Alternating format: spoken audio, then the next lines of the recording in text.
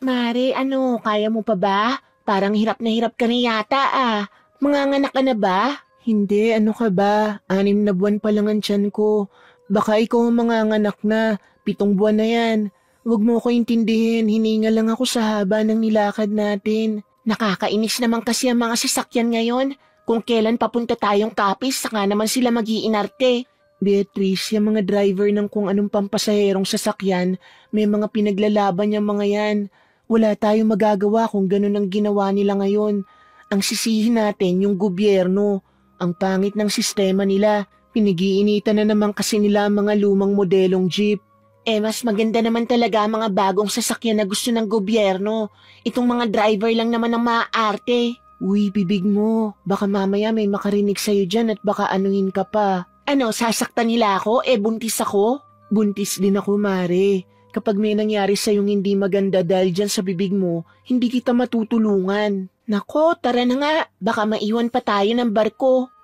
Kumusta naman kayo ng mister mo? Nagkausap na ba kayong dalawa? Diyos ko, uuwi ba ako ng Capiz kung nasa maayos kaming kalagayan? Malamang hindi, Mirna. Buwisit na lalaking yun. Nagawa pa mang babae kahit na ang laki na ng tiyan ko. Sana mabaog siya at sana magkaroon ng matinding sakit yung babae para mahawa siya. Ikaw naman kasi nung high school tayo ang daming pumoporma sa'yo. Bakit ba kasi si Romel pang pinili mo? Mama's boy, walang pangarap sa buhay at asa lang din sa mga magulang. Ano bang nakita mo ron? Hindi ko rin alam. Bulag yata ako nun. Basta, ayoko na sa kanyang buwisit siya. Mambabae siya magdamag. Ako, bubuhayin ko tong anak ko ng mag-isa. Ikaw Mirna, bakit naisipan mo naman palang pumunta ng Capiz? Di ba maayos naman kayo ng asawa mo? Maayos naman kami ni Javier, pero yung nanay niya hindi. Ang sabi ko sa kanya kapag hindi niya pinatigil ang nanay niya sa pakikialam sa pamilya namin, aalis ako. Wala naman siyang ginawa. Ganun pa rin ang nanay niya. Kaya umalis ako. Akala ko ba okay kayo? Okay nga kami. Ang problema ko lang sa kanya, hindi niya magawang pagsabihan ng nanay niya. Hay nako, bakit ba kasi mga asawa natin mamas boy? Pero mas malala yung asawa ko. Walang trabaho eh. Si Javier meron naman. Palang talaga yung nanay. Kaya Mare, pasensya na. Makikisiksik pa ako sa inyo sa Capiz. Gusto ko lang talagang gulantangin ang biyenan ko. Gusto ko siyang makonsensya na umalis ako. Nagpaalam ka ba sa kanila? Nagsabi ako kay Javier. Sinabi ko sa kanya nga aalis na ako. Hindi ko na siya hinintay na makauwi ng bahay. Hindi ba parang makasarili ang ginagawa natin? Babiyahe tayo ng malayo para lang iwanan sila kahit buntis tayo? Beatrice, mas maganda nang lumayo sa mga stress.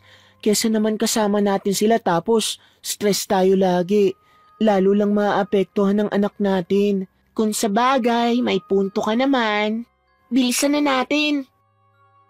Kahit na parehong malaki na ang tiyan ng magkumaring Bea at Mirna, sumakay pa rin sila ng barko para lang takasan ng mga taong nagdudulot sa kanila ng sakit ng ulo. Ang tanging gusto lamang nila, maging mapayapa ang kanilang utak bago man lang sila manganak. Wala na silang pakialam sa iisipin ng mga iniwan nila. Punong-puno na rin kasi sila. Wala na silang pasensya. Ubos na ubos na. Ang tanging iniisip na lamang nila ay isalba ang natitirang kakarampot na kapayapaan na meron sila. Dahil pareho namang may pera at nakakaluwag, nakakuha sila ng sariling kwarto para mas komportable silang dalawa. Maliit lamang yon pero sapat na yon para sa 2 buntis. Hindi ba masakit ang tiyan mo? Magsasabi ka kapag masakit ang tiyan mo ha? Hindi naman. Ikaw ba? Hindi naman, pero kanina masakit kasi sipa ng sipa tong anak ko. Magpahinga na muna siguro tayo. Nakakapagod din yung nilakad natin. Magpahinga ka na muna. Ikaw, anong gagawin mo? Aakyat lang ako, maglalakad-lakad. Pambihira ka, ang layo na nga ng nilakad natin tapos maglalakad-lakad ka pa ulit. Kasi gusto ko makalanghap ng sariwang hangin na may kasamang usok. O siya, ikaw ang bahala. Basta mag-ingat ka ha. Buntis ka, paalala ko lang. Buntis ka rin.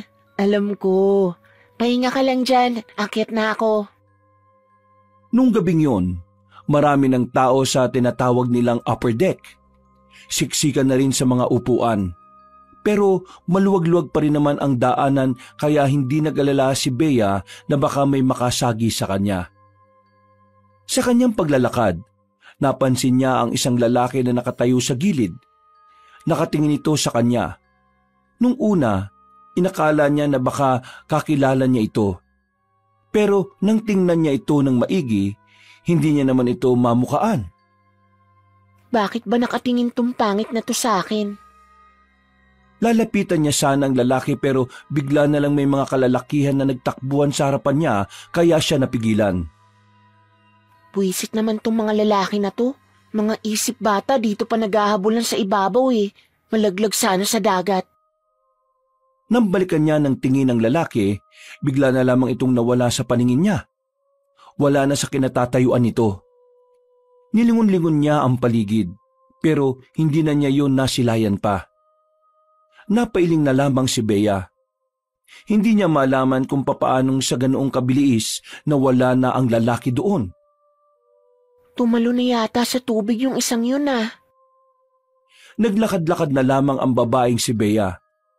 Kahit na papaano, narelax siya dahil sa lamig ng hangin.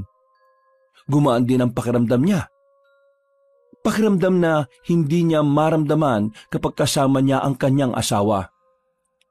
Nasira ang kanyang pagmumuni-muni nang may matandang lalaki na lumapit sa kanya. May mga dala-dala itong kwintas. Hindi niya sana ito papansinin dahil hindi naman siya bumibili ng mga ganoon. Pero kinalbit siya noon. Iha, kunin mo ito. Isuot mo ito.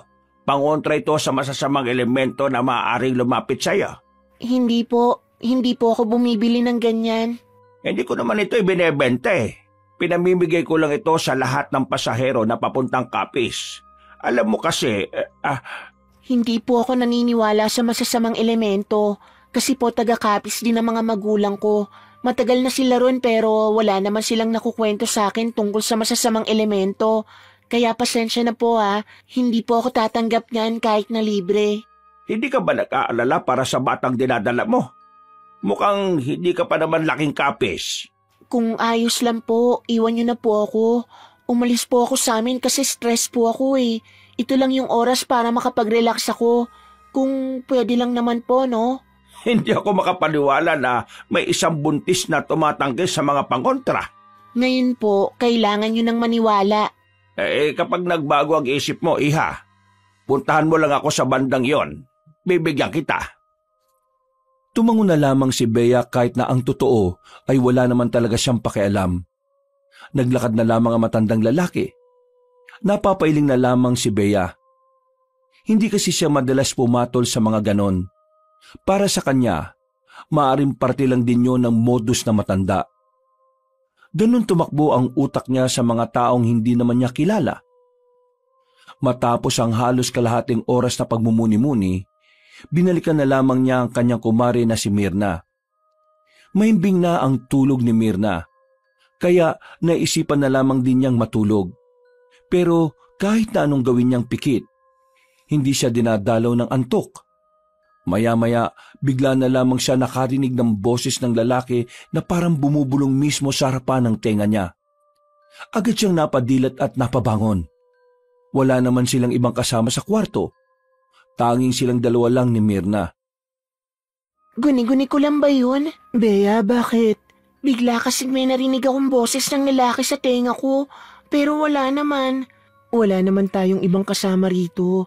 Tayo lang. Baka naman mga boses lang sa taas yun. Marami pa rin yatang gising sa upper eh. Baka nga siguro. Oh, bakit ka pala nagising? Masama ang panaginip ko eh. Ha? Binangungot ka? Hindi naman totally bangungot. Pero sa panaginip ko, may tinanggihan daw akong matandang lalaki. Pagkatapos nun, parang gumulo na yung buhay ko. Matandang lalaki? Ano yun, sugar daddy? Baliw. Basta hindi ko rin alam kung ano. Basta ganun lang ang napanaginipan ko. Anong oras na ba? Mag-aalas 11 pa lang. Ng gabi? Hindi, ng umaga. Malamang gabi. Nakita mo bang maliwanag yan sa salamin ng bintana? Piloso po to. Bumuntong hininga na lamang ang babaeng si Bea. Hinaplos niya ang kanyang tiyan. Ngumiti siya ng malapad. Sabik na siyang makita ang kanyang anak. Dahil parehong hindi na makatulog ang dalawang buntis, umakyat na muna sila sa taas. Tumambay sila sa gilid para makapagpahangin. Hindi malaman ni Bea kung bakit tila hinahanap niya ang matandang lalaki na nakausap niya. Sinusuyod niya ng tingin ang paligid ng barko, pero hindi na niya makita pa yon. Bea, tignan mo. Ha? Tignan mo yung lalaki. Nakatingin sa atin, oh. Kanina pa yan. Iyan din yung lalaking tumitingin sa akin kanina. Parang bet niya yata ang mga buntis eh. Loka, tingnan mo yung tingin niya. Mukha mandurukot eh. Grabe namang mandurukot yan. Nagbook pa sa barko para lang mandukot. Oo, saan ka pupunta? Lalapitan ko. Tatanungin ko siya kung anong problema niya sa ating dalawa. Sigurado ka? Baka mamaya biglang manakit yan. Hindi naman siya mukhang baliw eh. Akong bahala. To talaga kahit kailan puro tapang eh. Buntis ka ha? Akong bahala. Hindi nagpapigil ang babaeng si Bea. Nilapitan niya ang lalaki na ilang metro lang naman ang layo sa kanila. Paglapit niya, nung una ay parang hindi pa siya nito naririnig. Kaya naman tinapik niya ito ng malakas sa balikat. Anong atin, kuya? Ha? Bakit? Kanina mo pa kami tinitingnan. Kanina rin nung ako lang mag-isa. Tinitingnan mo ko. May problema ka ba sa amin? Wala akong problema sa'yo. Hindi ba kayo pwedeng tingnan? Oo, hindi. Parang nakakabastos ka eh. Sa lakas ng boses ni Bea, napapatingin na sa kanila ang ibang naroon. Pero parang wala lang pakialam ang lalaki. Nanatili itong kalmado at blanko ang reaksyon ng muka. Type mo ba kami? Mahilig ka ba sa mga buntis? Ano? Oo, gusto ko mga buntis eh. Bastos ka naman pala talaga eh. Hindi nagsalita ang lalaki. Tumingin lamang ito sa kanya. Yung tingin nito, para bang tumatagos hanggang sa kaluluwa niya. Sa hindi malamang dahilan, biglang nakaramdam ng kaba si Bea. Naramdaman na lang din niya na nagdilikot na ang sanggol sa kanyang sinapupunan. Samantala, lumapit na rin si Myrna nang mapansing tila nagkakainitan na ang dalawa. Bea, halika na. Huwag ka na makipagtalo pa. Baka makasama pa yan sa bata. Kuya, sa susunod ayusin mo naman ang tingin mo. Nakakabastos kasi kung paano mo kami tingnan eh. At kung may kailangan ka o may gustong sabihin, pwede mo namang sabihin agad. Masarap ang mga buntis eh. Kuya naman, tingnan mo, sabi sa'yo bastos ang isang to eh. Hindi pa man tapos magsalita si Bea, naglakad na palayo ang binata. Parang wala lang nangyari. Kaswal lang ang lakad nito. Kahit ang ibang taong nakarinig at nakakita sa sagutan, nagtataka rin kung sino ang lalaking yon. Kailangan natin siyang i-report sa kapitan ng barkong to o kahit man lang sa mga namumuno dito. Baka mamaya meron pa siyang bastusing iba. Sige, hanapin natin ang management dito. Gigil na gigil ang babaeng si Bea noong mga sandaling yon. Kinausap nila ang mga staff ng barko. Naisumbong na rin nila ang lalaking nambastos sa kanila. Dahil sa galit ni Bea, napilitan ng mga pamunuan ng barko na halugugin ang barko para lang mahanap ang lalaki. Pero sa kasamaang palad, hindi nila yun nakita. Wala rin makapagsabi kung ano ang pagkakakilanlan ng lalaki. Tiningnan na rin nila ang mga listahan ng mga naroon, pero hindi nila matukoy kung sino roon ang kanilang hinahanap. Maraming salamat po. Update nyo na lang po kami kapag nakita nyo na po ang lalaking yon. Tumango na lamang ang mga security sa kanila at naglakad na rin paalis. Si Bea naman, hindi pa rin nawawala ang inis nito. Kung hindi nga lang siya buntis, ay baka sinuntok na niya ang lalaki. Pwisit na lalaking yon. Kapag nakita ko talaga ulit yon, nako! Pero wala na siya rito. Saan naman kaya mapupunta yun? Nagtataka nga rin ako eh. Kasi nung unang beses na ako ang tiningnan niya, bigla na lang din siyang nawala. Hindi ko alam kung paano. Akala ko nga tumalo na siya sa tubig eh. Hinahanap niyo yung lalaking kinakausap niyo kanina. Diyos ko, yan na naman siya. Kilala mo yan? Siya yung nag-aalok ng kwintas kanina. Manong, kilala niyo po ba yung hinahanap namin? Hindi ko siya kilala, pero alam ko kung ano siya. Po, huwag mo nang kausapin. Weirdo yan. Huwag niyo na siyang hanapin. Mas mainam na huwag niyo na siyang lapitan. Bakit naman po? Sabi nang huwag mo nang kausapin yan. Dahil ang lalaking yon ay isang aswang. Manong, moderno na po ang panahon ngayon. Wala naman na sigurong ganun. Moderno? Hindi niyo ba alam na mga kagaya nila nakakasabay na rin sa panahon? Manong, please. Wala kaming sa mood ngayon. Huwag niyo na po sanang dagdagan. Hindi ko naman sinisira ang gabi ninyo. Ang sinasabi ko sa inyo ay isang paalala o babala. Tinutulungan ko kayo para makaiwas sa kapahamakan. Lalo na ang sanggol na dinadala nyo. Kunin nyo mga kwintas na ito. Suotin ninyo. Dahil kapag suot nyo ito, hindi na kayo malalapitan pa ng aswang. Didistansya na siya sa inyo. Manong naman, sinabi nang wala kami sa mood para sa mga ganitong bagay eh. Ano bang hindi maliwanag sa sinasabi namin? Teka. Bakit nyo sinisigawan ng lolo ko? Lolo mo to? Oo, bakit? Pagsabihan mo naman tong lolo mo na huwag niya na kaming guluhin gamit ang mga kwintas na sinasabi niya. Kasi masama na ang gabi namin. Pasensya na kayo kung inaalo kayo ni lolo ng mga dala niyang kwintas. Albularyo ang lolo ko sa Kapis. Galing kaming Maynila. Ginagawa na niya ito noon pa man. Namimigay siya ng mga ganyang bagay sa lahat ng papunta ng Kapis. Kung naabala man niya kayo, pasensya na. Ginagawa niya lang ang tingin niyang makabubuti sa iba. Pero hindi naman tama na sinisigawan niyo yung lolo ko.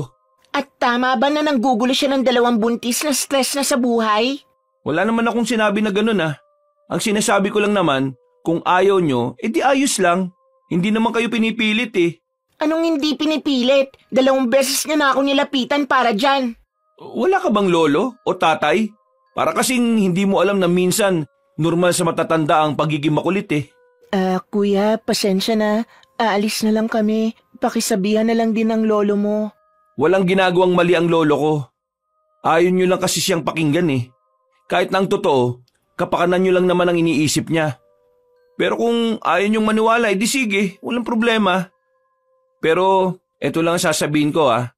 Wag na wag kayong magsisisi na tinanggihan nyo ang inaalok ng lolo ko. Talagang hindi kami magsisisi, kuya, kasi nakakaabala. Dali mo na nga yan, lolo mo, kasi lalo lang nasisira ang gabi namin eh. Gusto ko lang humingi ng paumanhin kung nakukulitan kayo sa akin. Pasensya na at naabala ko kayo. Wala akong ibang intensyon kundi ang kaligtasan lamang ng inyong mga anak. Hindi ko na kayo pipilitin pa kung ayaw nyo akong paniwalaan at pakinggan. Pero kung sakaling mangailangan kayo ng tulong, nandun lang kami sa dulong banda. Tara na lo, huwag na kayong magmagandang loob sa mga taong mga masasamaang ugali. Anong sinabi mo, kuya? Wala akong naririnig. Kalalaki mong tao, papatol ka sa babae? Ikaw nga, walang galang sa matanda eh. Baka hindi ka napalaki ng maayos ng magulang mo, no? Halata naman sa height eh. Good luck na lang sa batang isisilang mo. Sana hindi niya manahin ang ugali mo. Baka ikaw ang hindi napalaki ng maayos. Beatrice, tama na. Kuya, sige na. Umalis na kayo.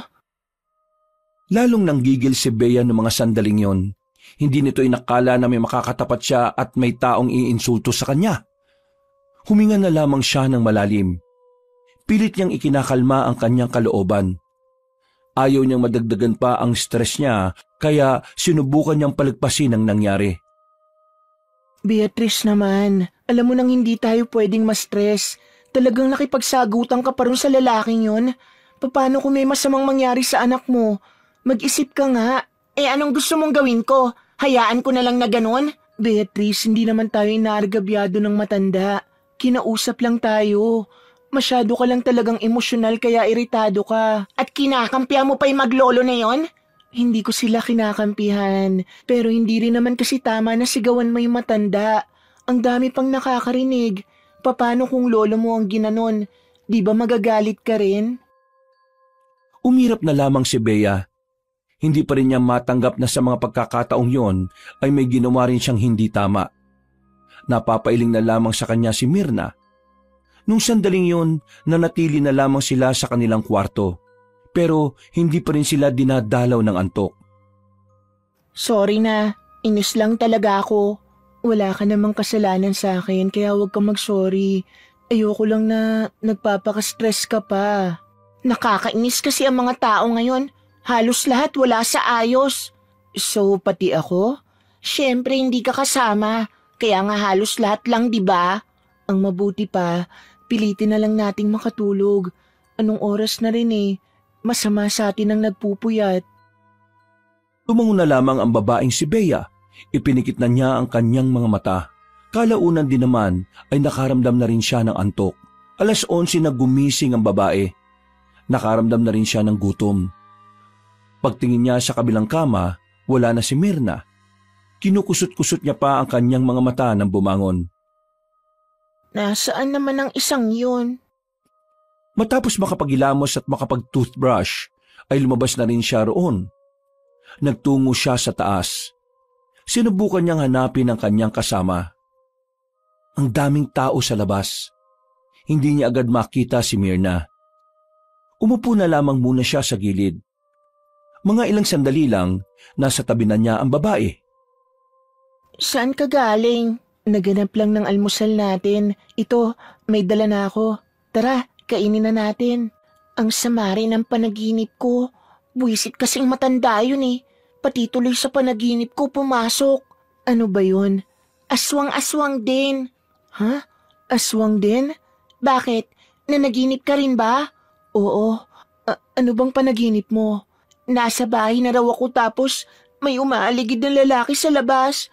Tapos nung gumabi, nakita ko siyang nakaupo sa balon namin. Bea, yung bahay niyo ba meron talagang balon? Oo, bakit? Kasi yung panaginip ko, nandun na daw tayo sa bahay niyo. Tapos nakita ko sa panaginip yung balon. We, oo nga, dun sa panaginip ko yung bahay niyo may taniman ng kamatis at iba pang mga gulay ano. Tama ba? Hindi ko lang maalala kung sa kaliwa o sa kanan. Pero tingin ko parang sa gilid lang talaga siya. Hindi na muna nakapagsalita ang babaeng si Bea. Medyo kinilabutan siya. Hindi pa naman kasi nakakapunta si Myrna sa bahay nila pero tumutugma ang mga sinasabi nito. Isang matibay na indikasyon lang na totoo nga ang sinasabi ng babae. Ano kayang ibig sabihin nito? Baka mamaya may masama itong ibig sabihin. Hindi kaya dapat naniwala tayo dun sa matanda? Maniwala ng alin? Naaswang yung lalaking kinaiinisan natin? Yung lalaking manyak? Diyos ko, tigilan mo na nga yan, Myrna. Yung panaginip natin, baka nagkakataon lang kasi pareho tayong buntis. Grabe namang pagkakataon yan. Biruin mo, hindi pa ako nakakarating sa inyo pero sa panaginip ko, ganun na ganun yung bahay ninyo. Nako, wag ka na nga lang mag-isip ng kung ano-ano. Kumain na nga lang tayo. Tara na. Pilit inaalis ni Bea sa isipan niya ang halos pagkakapareho ng kanilang panaginip. Pero sa totoo lang, kinikilabutan din siya. Parang kakaunting kibot na lamang ay unti-unti na rin niyang pagtutuunan ng pansin ang sinabi sa kanila ng matandang albularyo. Huminga ng malalim si Bea. Ngumiti na lamang siya ng pilit. Inisip na lamang niya na matatapos din ang lahat ng kanilang nararamdaman. Mabilis na lumipas sa mga oras.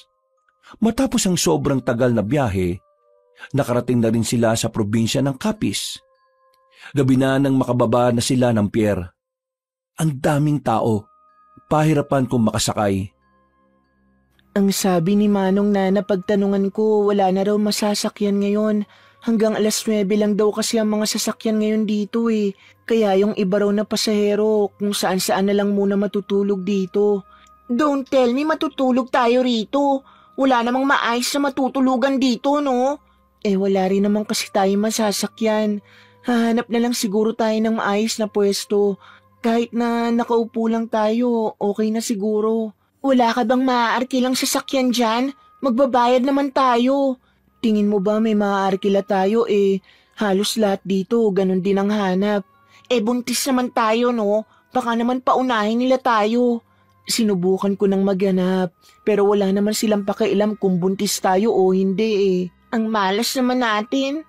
Kung hindi siguro tayo tumagal sa pag-stopover sa pier kanina, eh di sana nakarating tayo rito ng medyo maaga pa. Wala naman tayong magagawa. Ang mabuti pa, Humanap na tayo ng mapupwestuhan kesa naiinis ka dyan. Huminga ng malalim si Bea. Pinilit na lamang niyang ikalma ang kanyang sarili. Pero sa totoo lang ay gusto na niyang sumigaw sa inis. Naglakad-lakad sila sa pier. Wala silang makitang maayos na pwesto. Nauna na sila ng iba. Hindi na alam ni Bea kung ano ang gagawin nila. Stress na siya. Maya-maya pa, biglang lumapit sa kanila ang maglolo. Ang maglolong nakausap nila sa barko. Pasensya na kung mga abala ulit ako mga iha. Pero wala ba kayong masasakyan? Hinawakan ni Mirna ang kanyang kamay para hindi na mainis pa. Pero kalmado na siya sa mga sandaling iyon. Hindi na rin siya naiinis sa matanda. Yung lalaki naman nakasama nito lang ang kinaiinisan niya. Wala nga po kaming mahanap. Hindi po namin inakalang kapag ganitong oras pala wala na masasakyan dito. Matagal-tagal na rin kasi nung huling pumunta si Bea rito. May hinihintay kaming sundo eh. Kung gusto nyo, sumabay na lang kayo sa amin. Hindi maganda na nasa labas kayo ng ganitong oras. Pero lo, alam niyo naman yung nangyari nung nasa barko pa tayo, di ba? Ayaw nila, Apo. Hindi ka ba naaawa sa kanila? Mga buntis sila, oh. Mahamog sa labas. Paano kung sobrang layo pala ng tirahan ng mga yan? Mga iha, saan ba ang bahay ninyo? Bea, saan daw? Kahit wag na. Maghihintay na lang tayo dito hanggang umaga. Seryoso ka ba? Ilang oras tayong tatayo rito? Diyos ko, pwede ba? Ibaba mo na nga muna ang pride mo. Wala tayong ibang mahihinga ng tulong. Nagtitiwala ka agad sa kanila, hindi naman natin yan kilala. Hindi naman sila mukhang masama. Sige na, sabihin mo na kung saan. Sasabay tayo sa kanila. Sa San Pablo, Purok 2. San Pablo? Purok 2? Abay, malapit lang din pala sa amin ah. Madadaanan lang namin yon bago kami makarating sa lugar namin. Kung ganun sumapay na lang kayo sa amin. Pangako, wala na akong babanggitin pa tungkol sa mga bagay na hindi nyo paniniwalaan. Maraming salamat po ah. Pero tanong ko lang po, bakit nyo po kami tinutulungan? Kasi kailangan nyo ng tulong eh. Yun naman ang dahilan, hindi ba? O tara, sumama kayo sa amin. Doon natin iintayin yung sasakyan namin. Kahit na ayaw ni Bea, binaba na lamang niya ang kanyang pride. Naisip niya rin kasi na kailangan na rin talaga nilang magpahinga. Dahil kung tutuusin, hindi naman talaga sila pwedeng magbarko sa lagay nila. Pero pinilit lang nila ang mga staff para makaalis na rin. Naglakad sila ng kaunti patungo sa gilid ng kalsada. Nakaupo lang sila sa gilid kung saan merong mahabang upuan na yari sa katawan ng punong nyog. Tahimik lang ang dalawang babae. Pinakikinggan lamang nila ang maglolo. Ano na raw ba sabi ni Weweng? Nasa biyahe na siya eh. Kanina pa. Baka mga 5 minuto lang nandito na yon. Yung lalaking pinapahanap nila sa barko, hindi mo na ba talaga nakita kanina? Nakita ko kanina pababa na rin ng barko pero biglang nawala eh. Mailap talaga ah. Kung nakababa na rin, dapat pala di natin iwan tong dalawa. Sigurado ka pa talaga, Lo? Aswang yung lalaking yun? Ha? Bakit parang hindi ka sigurado? Marunugis ka, di ba? Ba'y dapat alam mo kaagad? Lo, parang normal lang naman kasi siya eh. Malay ko ba sa lalaking yun? Kaya nga dapat hindi nating iwan tong dalawa. Mas maganda sana kasi kung may pangontra sila kaso, wag na nga nating ipilit. Ihatid na lang natin sa kanila. Oh, ayun na pala si Wewing eh. Isang lumang van ang tumigil sa kanilang harapan. Bumukas ang bintana at nakita nila ang lalaking nasa loob. Nakangiti kagad ito. Lo! Ha! Kanina pa ba kayo? Sensya na ha! Ay, di naman. Ngayon lang naman. O, sakay na. Malamig na dyan. Mga iha, tara na. Lo, sino ba sila? Sa bahay ko na lang ikukwento. Basta ngayon kailangan natin silang ihatid sa kanila. Sige. Pasok na. Inalalayan sila ng lalaking si Nathaniel. Hindi nagtagal ay agad na rin silang umandar. Habang nasa biyahe, tahimik pa rin ang dalawang babae. Nakikiramdam at nagmamasid lamang si Bea sa tatlong nasa harapan nila. Ang balita naman sa bahay, baka naman kalat-kalat na naman ha? Hindi Inayos ko na yung mga kalat dun. Mabuti kung ganon. Para naman matuwa ko sa'yo. Sige na, ituon mo na yung atensyon mo sa pagmamaneho. Baka mamaya maaksidente pa tayo. Makalipas lang ang ilang oras, nakarating na rin sila ng San Pablo, Purok 2. Nakahinga na rin ng maluwag ang dalawang babae. Sa mismong tapat ng kanilang bahay sila mismo ibinaba. Naku, sobrang maraming salamat po talaga. Dahil sa inyo, hindi na namin kinailangan pang maghintay hanggang umaga. Safe po kaming nakarating dito. Maraming salamat talaga. Wala ka naman. Gusto lang din naman naming tumulong sa inyo. Siyempre, kababayan naman pala namin ang angkan nitong kasama mo Ay, siya nga pala. Mag-iiwan ako ng numero ko sa inyo ha. Pwede nyo akong tawagan o i-text sakaling makailangan kayo ng tulong. Huwag lang tungkol sa pera ha. Mahirap lang kami. Inabot na matandang lalaki ang kapirasong papel. Tinanggap naman ito ni Mirna. Si Bea naman ay pilit ng ngiti na lamang ang iginanti. Siya, sige na. Kami lalarga na at maaga pa rin kami mamaya. Mag-iingat kayo palagi ha. At sana maisilang nyo ng matagumpay ang mga anak ninyo. Marami pong salamat talaga. Tungkol po sa nangyari sa barko, pasensya na. Mainit lang po talaga ang ulo ko noon dahil dun sa lalaking yun. Ayos lang yon. Kabisado ko naman ang mga buntis Pabago-bago ang mood. Kaya huwag nyo nang isipin yon. Pumasok na rin ang 3 lalaki sa van. Kumuhay pa ang matandang lalaki bago sila tuluyang umalis. Napabuntong hininga naman si Bea. Akala ko hindi ka magsusorry May konsensya din naman ako, no? Bea, dito talaga ang bahay ng lola mo? Ang laki Sabi ko naman kasi sa'yo may kaya sa buhay ang angkan ko rito. Tingnan mo ang lawak ng bakuran. Pero, nagsabi ka ba sa kanyang darating tayo? Nagsabi ako kahapon. Ang kaso nga lang, hindi naman nag-reply si Lola sa message ko. Kaya hindi ko alam kung alam niya. Sa iba mong kamag-anak, hindi ka nag-message? Hindi ko naman sila close Tara na, pasok na tayo. Natigilan sa sinasabi si Bea na may marinig silang kaluskos sa kabilang parte ng daanan.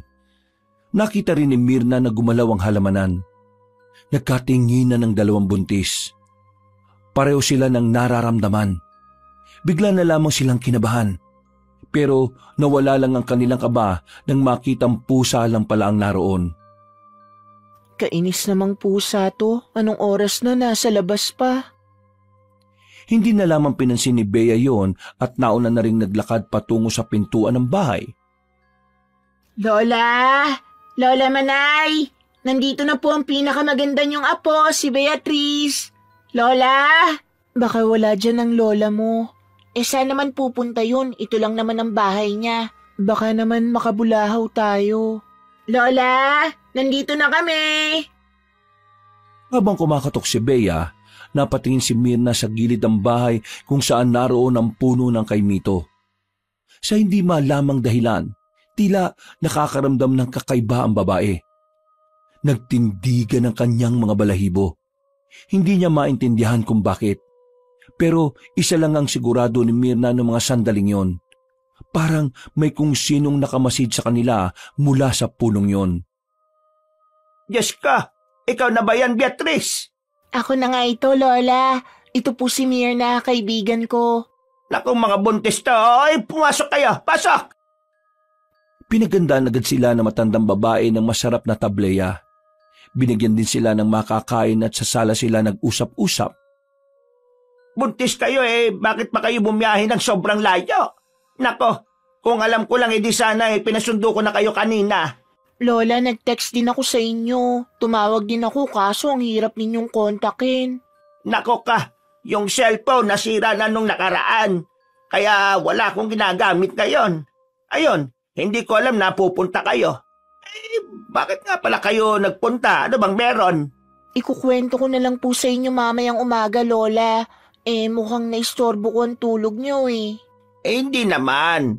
Mababaw lang din naman kasi ang tulog ko Ay, siya nga pala. Eto ang kaibigan mo. Kumari mo ba ka mo? Oo, La. Magkumari kami sa anak din ng kaibigan namin. Kumusta ka naman, iha? Buti naman at sinamahan mo ang apo kong ito. Kasi nakiusap po ako sa kanya na sumama. May problema din po kasi ako sa amin. Alam ko na. Kaya kayo narito kasi tumatakas ba kayo sa stress? Sa asawa yan, ano? Galing mo, La. Sarap mong kurutin. Nagtawanan sila pero maya-maya lang. Tinulungan na sila na matanda na umakyat sa taas. Inihatid sila nito sa magiging kwarto nila. Malaki ang kwarto sa itaas. Malinis din. Saktong-sakto yon para sa kanilang dalawa. Wala nga lang electric fan. Pero masarap naman ang hangin sa labas kaya buksan nyo na lang ang bintana. O ano, ayos na ba kayo rito? Ayos na po kami rito, La. Maraming salamat. Magpahinga ka na po ulit. O siya, sige. Pupunta na ako sa silid ko, ha? Matutulog na ulit ako. Maraming salamat, Lola. Laki ng bintana, Mars. Sara natin. Wala ngang electric fan. Hayaan mo na lang para makapasok ang hangin. Mula sa kinalalagyan nilang kama, natatanaw ni Mirna ang puno ng kay Mito sa labas. Hindi niya talaga maipaliwanag ang kanyang nararamdaman. So tuwing mapapatingin siya roon, pakiramdam niya ay meron ding nakatingin sa kanya. Kumusta naman ang tiyan mo? Hindi ba sumasakit? Maayos naman, wala namang problema. Ikaw ba? Kanina nung nasa pier tayo, sipa siya ng sipa. Baka kasi alam na niyang malapit na tayo. Ewan ko ba rito sa anak ko, ang lakas sumipa. Parang kabayo eh. Ang sakit kaya minsan. Matapos ang kanilang sandaling pag-uusap, humiga na rin sila. Iisa lang ang kama pero may kalakihan kaya kasyang-kasya naman silang dalawa. Mga bandang 3:00, hindi na naman makatulog ang babaeng si Bea. Pagtingin niya kay Mirna, gising pa rin ito. Uy Mars, namamahay ka ba? Hindi, inaantok na rin ako pero hindi ko magawang pumikit. Bakit? Nakabukas kasi yung bintana eh. Hindi kasi natin pwedeng isara. Baka naman mainit. Pakiramdam ko kasi may nakatingin sa akin mula doon sa punong yun. Yun din pala ang nararamdaman mo. Ramdam mo rin? Oo, kanina ko pa nararamdaman eh. Ano to, aswang na naman? Naniniwala ka na sa aswang? Hindi. Bakit ako maniniwala? Kasi kung hindi ka naniniwala sa aswang, hindi ka rin maniniwala sa sasabihin ko. Bakit? Ano ba yun? Pakiramdam ko, merong engkanto dyan sa punong yan. Diyos ko, engkanto naman ngayon. Sabi ko na nga ba hindi ka maniniwala eh. Isara mo na nga lang yung bintana para makatulog na tayo. Sinunod na lamang ni Mirna ang kanyang inutos. Maya-maya lang din ay agad na rin silang nakatulog. Kinabukasan, pagdilat ni Bea ng kanyang mga mata ay maliwanag na sa labas.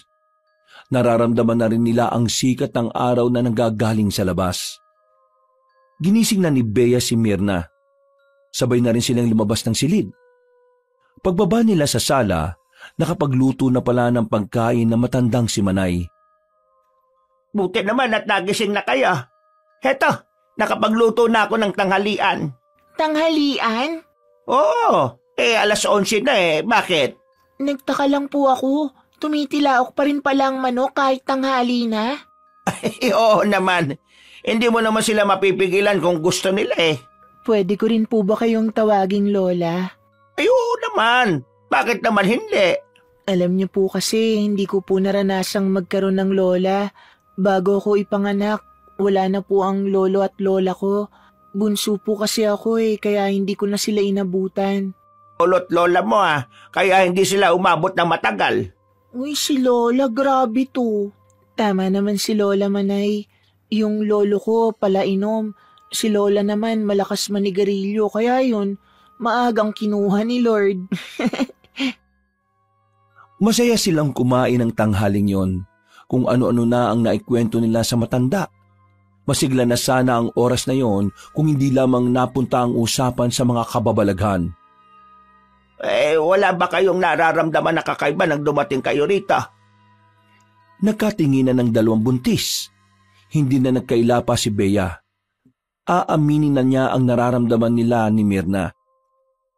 Sa bintana namin, malapit po yung punong kay Mito. Pakiramdam namin may nakatingin sa amin dun.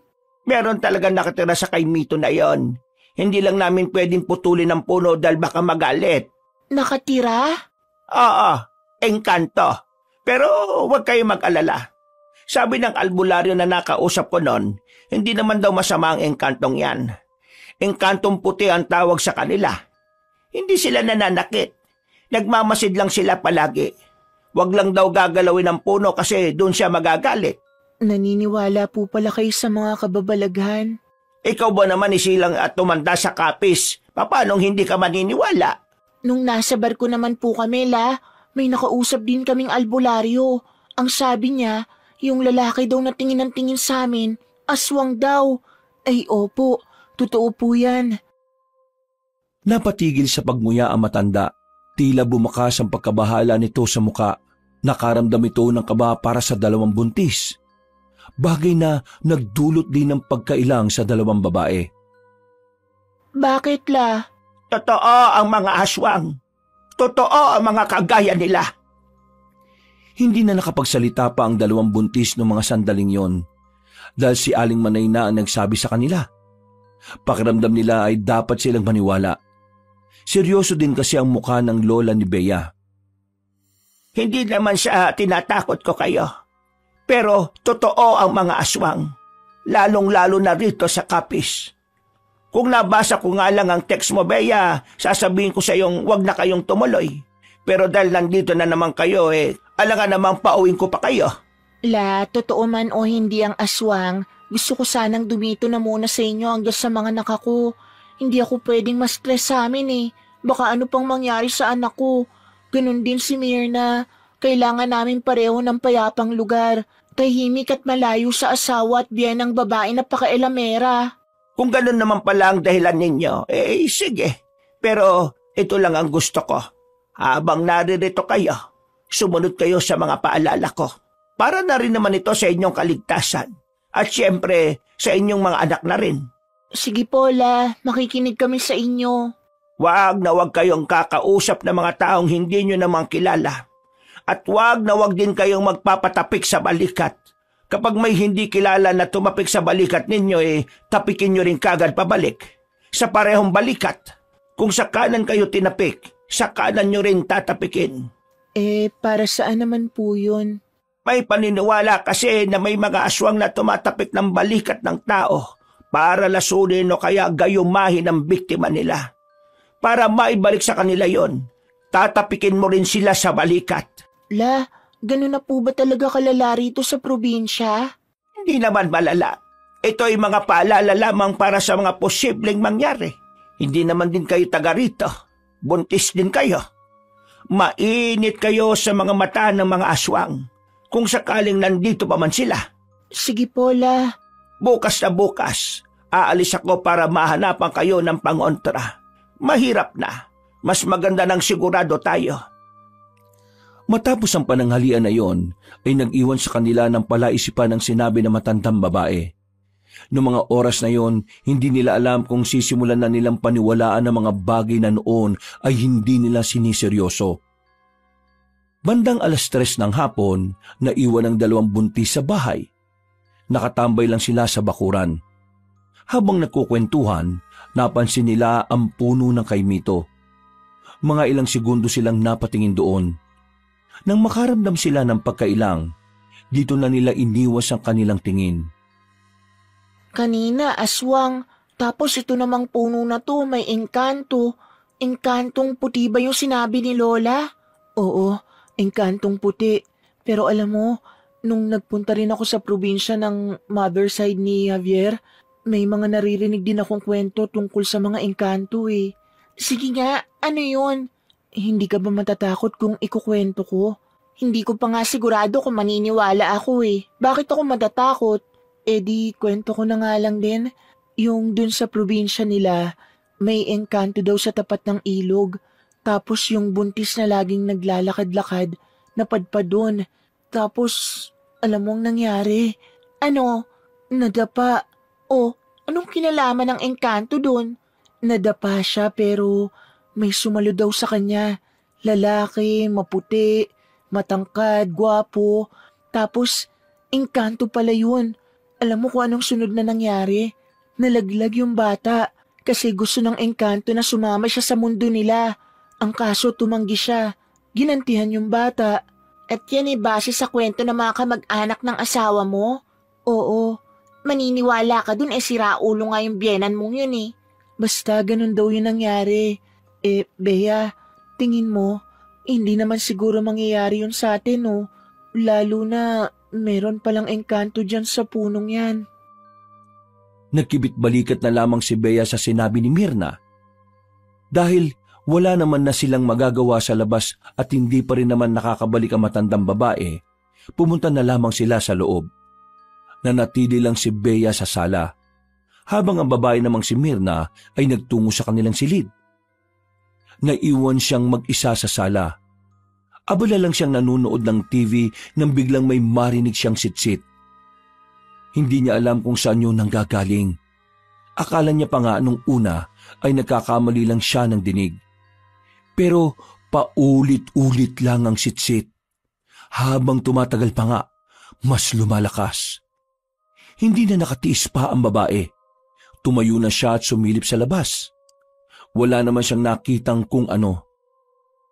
Kahit na alam niya sa sariling hindi na normal ang nangyayari, pinagsawalang bahala pa rin niya. Kinagabihan, Ay nako, pasensya na kayo't ginabi na ako ng uwi. Ang dami ko pa kasing siningil Yung iba pahirapan pang magbayad. Pero may mga binili akong pagkain dito. Masustansya ito para sa mga kagaya niyong buntis. Nagluto na rin pala ako, para kakain na lang.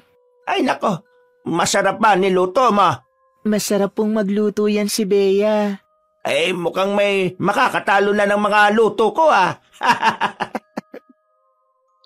agad silang nagsalo-salo sa hapagkainan ng mga sandaling yon. Masaya ang kanilang hapunan. Ikinuwento ni Aling Manay ang lahat ng naranasan niya sa buong maghapon. Pagkatapos ng hapunan, si Bea na ang nagkusang maghugas ng plato, habang si Mirna naman ang naglinis at nagwali sa sala. Aray ko! Oh, bakit Bea? Masakit ba ang tiyan mo? Oo, pero ayos lang ako. Yung sipa ng anak ko parang galit Diyos ko, nataranta ako sa'yo. Akala ko kung ano na. Pero alam mo, pareho tayo. Ganyan din sumipa ang anak ko Pansin ko mula nang dumating tayo rito. Hindi sila mapakali. Sipa sila ng sipa. Baka kasi nahanap na nila ang tatay nila. Naalala ko na naman si Romel. Nabubwisit ako sa mukha Naku, wag mo nang isipin. Mas lalo ka lang maiinis Sige na, tapusin na natin ang mga ginagawa natin. Mabilis na lumipas sa mga oras. Oras na rin ang kanilang pagtulog. Habang nagpapantok at nagbabasa ng pocketbook, bigla nilang naramdaman na parang may mabigat sa bubungan. Nung una ay nagkatinginan pa sila, pero nang marinig nilang tila naglalakad na yon, napabangon na ang dalawang buntis. Uy, Bea, mukhang totoo nga mga aswang Ano ka ba? Kumalma ka nga. Sumunod ka sa akin. Saan naman tayo pupunta? Gigisingin natin si Lola, tara. Marahan ang ginawa nilang pagakbang para hindi sila marinig kung sino man ang nasa bubungan. Pero ang hindi nila alam, amoy na amoy ng nilalang ang kanilang dinadalang sanggol. Lola, gising ka pa ba? Bea, bukas naman yung pinto. Itinulak nila ang pinto at nakita nilang mahimbing na ang tulog ni Aling Manay. Pero kahit na ganon, sinubukan pa rin nila itong gisingin. Pero nadismaya lamang sila nang hindi yung tumutugon. Nakita nila ang bote ng lambanog na kalahati na ang bawas. Malas, uminom pala si Lola. Anong gagawin natin? Dito lang tayo sa loob. Alangan namang lumabas pa tayo. Dito na lang tayo sa kwarto ni Lola Manay. Siniguro nilang nakasarado ang lahat ng bintana sa sala, pati na rin sa silid na matandang babae. Maya-maya pa, naramdaman na lamang nila na parang meron nang naglalakad sa sala. Hinawakan ni Bea ang kamay ni Mirna para mabawasan ang takot nito. Kahit na papaano ay kumalma rin naman ang babae. Samantala, naglakas loob naman si Bea na sumilip sa maliit na butas sa pintuan. Hindi niya inaasahan ang kanyang nakita. May isang lalaking nakatalikod sa sala. Nakaharap lang yon sa pintuan. Maya-maya lang ay marahan itong humarap. Nakilala ni Bea kung sino ang lalaking yon. Ito ang lalaking bumastos sa kanila sa barko. Totoo nga. Totoo ang sinasabi ng matandang yon. Aswang yung lalaking yon. Ha? Dito ka lang. Teka, anong gagawin mo? Papalayasin ko yung lalaki. Nababaliw ka na ba? Ikaw nga rin ang nagsabi.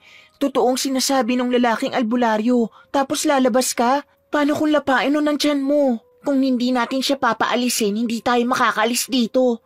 Mas maganda nandito lang tayo. Ang mahalagay, ligtas naman tayo rito. Itinyukong na ni Bea ang kanyang bibig nang makitang naglakad na ang lalaki palapit sa pintuan. Umalis na sila roon at tumabi sa gilid ni Aling Manay. Kinuha ni Bea ang bote ng lambanog. Yun ang tanging bagay na tingin niya ay makakapagligtas sa kanila. Alam ko nandiyan kayo. Huwag niyo na akong pahirapan. Hinahanap ko kayo halos isang araw. Tumigil ka! Kung ano ka man, wala kaming pakialam. Kapag sinubukan mong pumasok dito, ipapalo ko sa itong bote na to. Amoy na amoy ko ang sarap ng sanggol. Nababaliw ako sa sarap eh. Sobrang nababaliw na ako. Kaya naman, lumabas na kayong dalawa dyan. Kapag hindi kayo lumabas, wawasakin ko ang pintuang ito. Bea, anong gagawin natin? Diyos ko. Yung numero ng albularyo, nasa kwarto natin. Malas, hindi mo ba matandaan? Hindi eh. Narinig na lamang nila ang gumagalaw-galaw na ang doorknob ng pinto. Indikasyon na nagsisimula ng tangkain ng lalaking aswang ang kanilang kinalalagyan. Kahit na hindi naman relihiyosong tao si Bea, makailang ulit niyang pinagdasal na sana ay may tumulong sa kanila. Hindi rin kasi nila pwedeng asahan na matandang si Manay. Bukod sa lasing ito, alam nilang sa katandaan nito ay hindi rin naman ito kakayanin ng lalaking aswang. Maya-maya lang, nagtaka sila dahil meron na silang narinig na tinig na matanda sa sala. Isang tinig na hindi naman nila kilala. Ayon sa kanilang pagkakarinig, tila pinapaalis na matanda ang lalaking aswang na nanggugulo sa kanila. Lumayan mo ang dalawang buntis na yan! Huwag ka makialam dito. Magkaiba mundo nating dalawa. Wala kang kinalaman dito. Lumayan mo sila. Wala rin sila kinalaman sa gusto mong mangyari.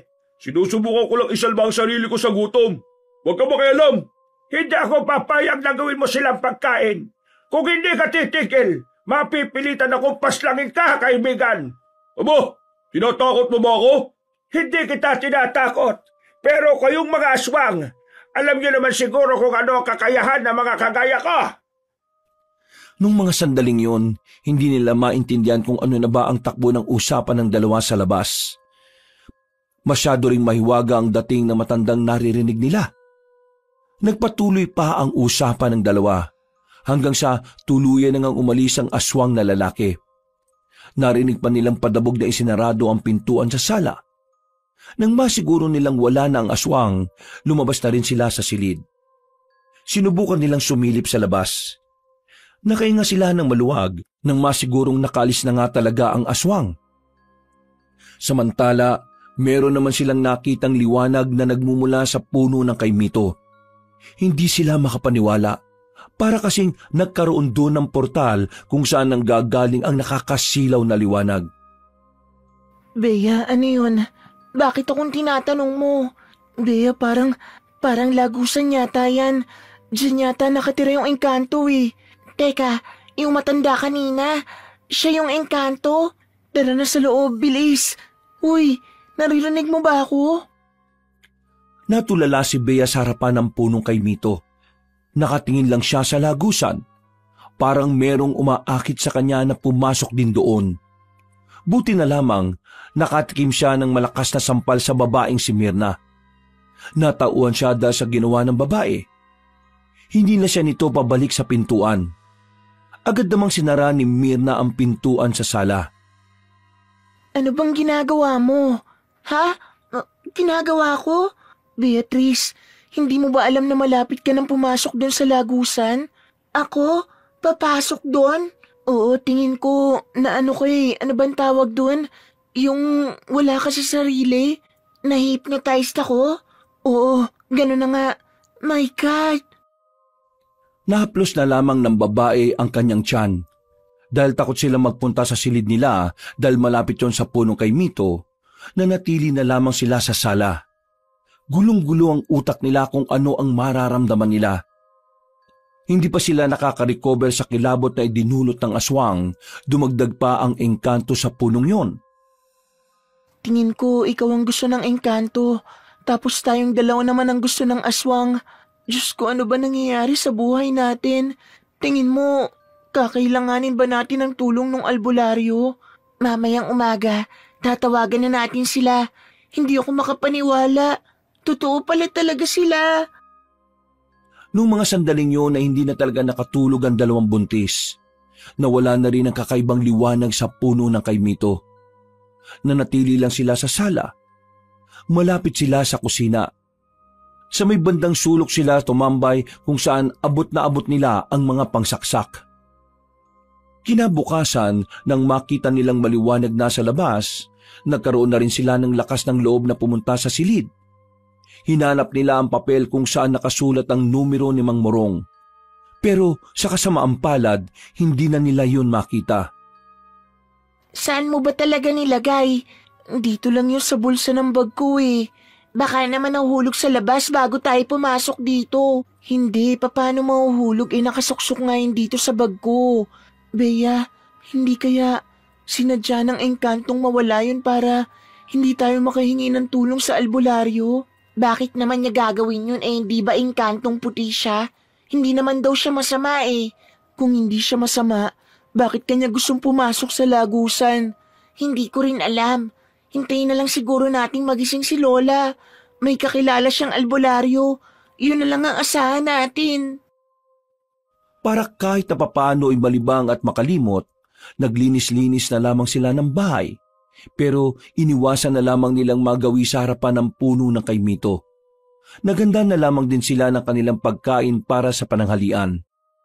Ilang minuto bago ang 11:00, nagising na ang matandang si Manay at agad nilang naikwento ang mga nangyari. Namulagat ang mga mata nito. Baka sa mukha ng matandang babae ang pagkabahala. Hindi maganda to. Dalawang nilalang ang nakakaroon ng interes sa inyo. Ang isa ay dahil sa mga sanggol na dinadala ninyo at ang isa naman ay gusto kayong gawing reyna ng mga engkanto. Pero si Bea lang po ang nahypnotize ng engkanto. Hindi po ako kasama. Huwag kang kampante, iha. Sabi sa libro, ang mga matatandang engkanto ay mahilig. Hindi sila nakokontento sa iisang asawa lang. Diyos ko naman, nakakakilabot naman to. Lola, ano po bang kailangan nating gawin? Kailangan na natin papuntahin ang kakilala kong albularyo. Alauna na nang dumating na ang albularyo sa kanilang bahay. Pagkakita ni Bea at Mirna sa albularyo, ay nagtaka sila dahil nakilala nila yon. Kasama pa na matandang lalaki ang dalawa nitong apo, si Nathaniel at Wengweng. Hindi ko nakala na apo mo pala itong dalawa. Yung isa lang. Yung isa kasi dyan kaibigan niya pero parang apo ko na rin. Nagkakilala na ba kayo? Ay oo, kasama ko sila sa barko. La, sila yung sinasabi ko na nagsabi sa amin na yung lalaking bumaso sa amin aswang pala. Aling Manay, siniguan niya po ang lolo ko nung nasa barko kami. Nathaniel, hindi yun ang usapan dito Manay, wag mong pansinin yon. Pagtuunan natin ng pansin ang mga problema dito. Ngayon mga iha, ikwento nyo sa akin kung ano nangyari. Nung dumating pa lang kami dito, yung oras na hinatid nyo kami, nakaramdam na kami ng kakaiba sa punong kay Mito na yun. Pakiramdam namin, may nakatingin sa amin. Tapos kagabi lang may lalaki naglalakad sa bubungan namin. Pero kalaunan, namalayan na lang namin na nakapasok na siya rito sa bahay. Siya yung aswang, yung lalaking nambasto sa amin sa barko. Nagawa niya kaming sundan dito. Muntik niya na kaming mabiktima pero habang nasa loob kami ng kwarto ni Lola Manay, narinig namin na may isa pang matandang lalaki nagsalita. Malumani ang boses, parang ang bait-bait kong pakikinggan. Pinagbantaan niya yung lalaking aswang. Natakot yung aswang at umalis. Pag alis ng aswang, akala namin wala ng problema. Lumabas kami ng kwarto. Mula rito sa sala, Nakikita namin yung malakas na liwanag na nanggaling sa labas. Nang tingnan namin, nakita namin yung puno ng kaimito na may lagusan. Doon galing yung liwanag eh. Tapos hindi ko na alam ang sumunod na nangyari. Paano hindi mo alam? Wala ka nang maalala pagkatapos nun? Bigla na lang po kasi siyang nawala sa sarili. Naglalakad na siya palapit sa lagusan. Kung hindi ko pa po siya sinampal, hindi pa siya magigising sa katotohanan. Tapos ayun po, hinila ko siya pabalik dito sa sala. Morong, ano sa tingin mo ang nangyayari? Tama ang sinasabi mo, Manay. Pinag-aagawan sila ng dalawang nilalang. Gusto ng engkanto na kunin ng dalawang buntis, pero hindi para gawing asawa. Yung anak ng dalawang babaeng ito ay maaaring gawin niyang prinsipe ng Biringan. Bingihan? Biringan, hindi bingihan. Biringan, biringan. Ano po ang biringan? Ang Biringan ay ang pinaniniwalaang mundo ng mga engkanto. Minsan, nagbubukas ang lagusan ng Biringan para kumuha ng mga tao. Kapag lalaki, ginagawa nilang alipin. Kapag babae, ginagawa nilang asawa. Pero kapag bata, ginagawa naman nilang tagapagmana. Anong pwede natin gawin ngayon, Morong? Dalawa problema natin. Kailangan nating isipin din ang lalaking aswang na nanggugulo sa kanila. Mabangis din yon, at maaari din silang mapahamak sa isang yon. Pero huwag kayo mag-alala. Itong si Nathaniel, isa siyang manunugis. Trabaho na niyang humanap ng aswang dito sa kapis at tutugisin niya. Dalawa sila nitong si Weweng. Sa kanila natin ipapaubaya ang paghahanap sa aswang. Habang ako naman, itong engkanto ang poproblemahin ko. Kung umuwi na lang po kaya kami, Lola Manay, yun din ang naiisip ko, Lola. Hindi. Wala rin saysay kung uuwi kayo. Bakit namang walang saysay? Hindi na nila kami masusundan doon.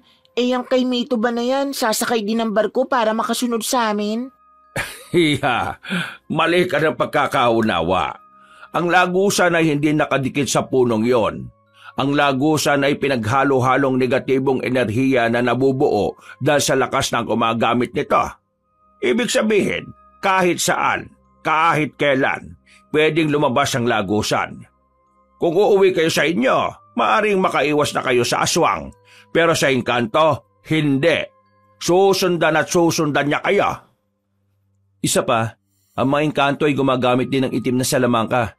Kaya kaya nilang manipulahin ang panaginip nyo para lang mabiktima kayo. Makinig kayo sa kanila. Matagal ko na silang kilala. Subok na ang serbisyo nila. Malay, dito na muna ako ng ilang araw para mas mabantayan ko ang nangyayari. Ayos lang naman sa akin kung matutulog ako rito sa sala. Hindi ko kasi pwedeng iwan ang kasong ito, lalo na't engkanto ang kalaban. Mahirap kalaban ng engkanto, Manay. Alam mo naman yan. Wala namang problema, Morong. Basta gawin mo ang lahat ng makakaya mo para protektahan itong dalawang buntis na ito. Dalawang apo ko ang nakasalalay dito at ang mga anak nila. Huwag ka mag-alala. Gagawin ko ang lahat. Mamayang 6:00, susubukan kong kausapin ng maayos ang engkanto. Kailangan ko lang ng prutas at alak para may alay sa kanya. Nathaniel at Weweng, kayong dalawa, susuyurin nyo ang lugar. Maglagay na rin kayo ng mga pangontra sa labas. Kayo naman mga iha, siguro naman makikinig na kayo sa akin ngayon. Kailangan nyo na itong suotin. Binigay na matanda ang 2 kwintas.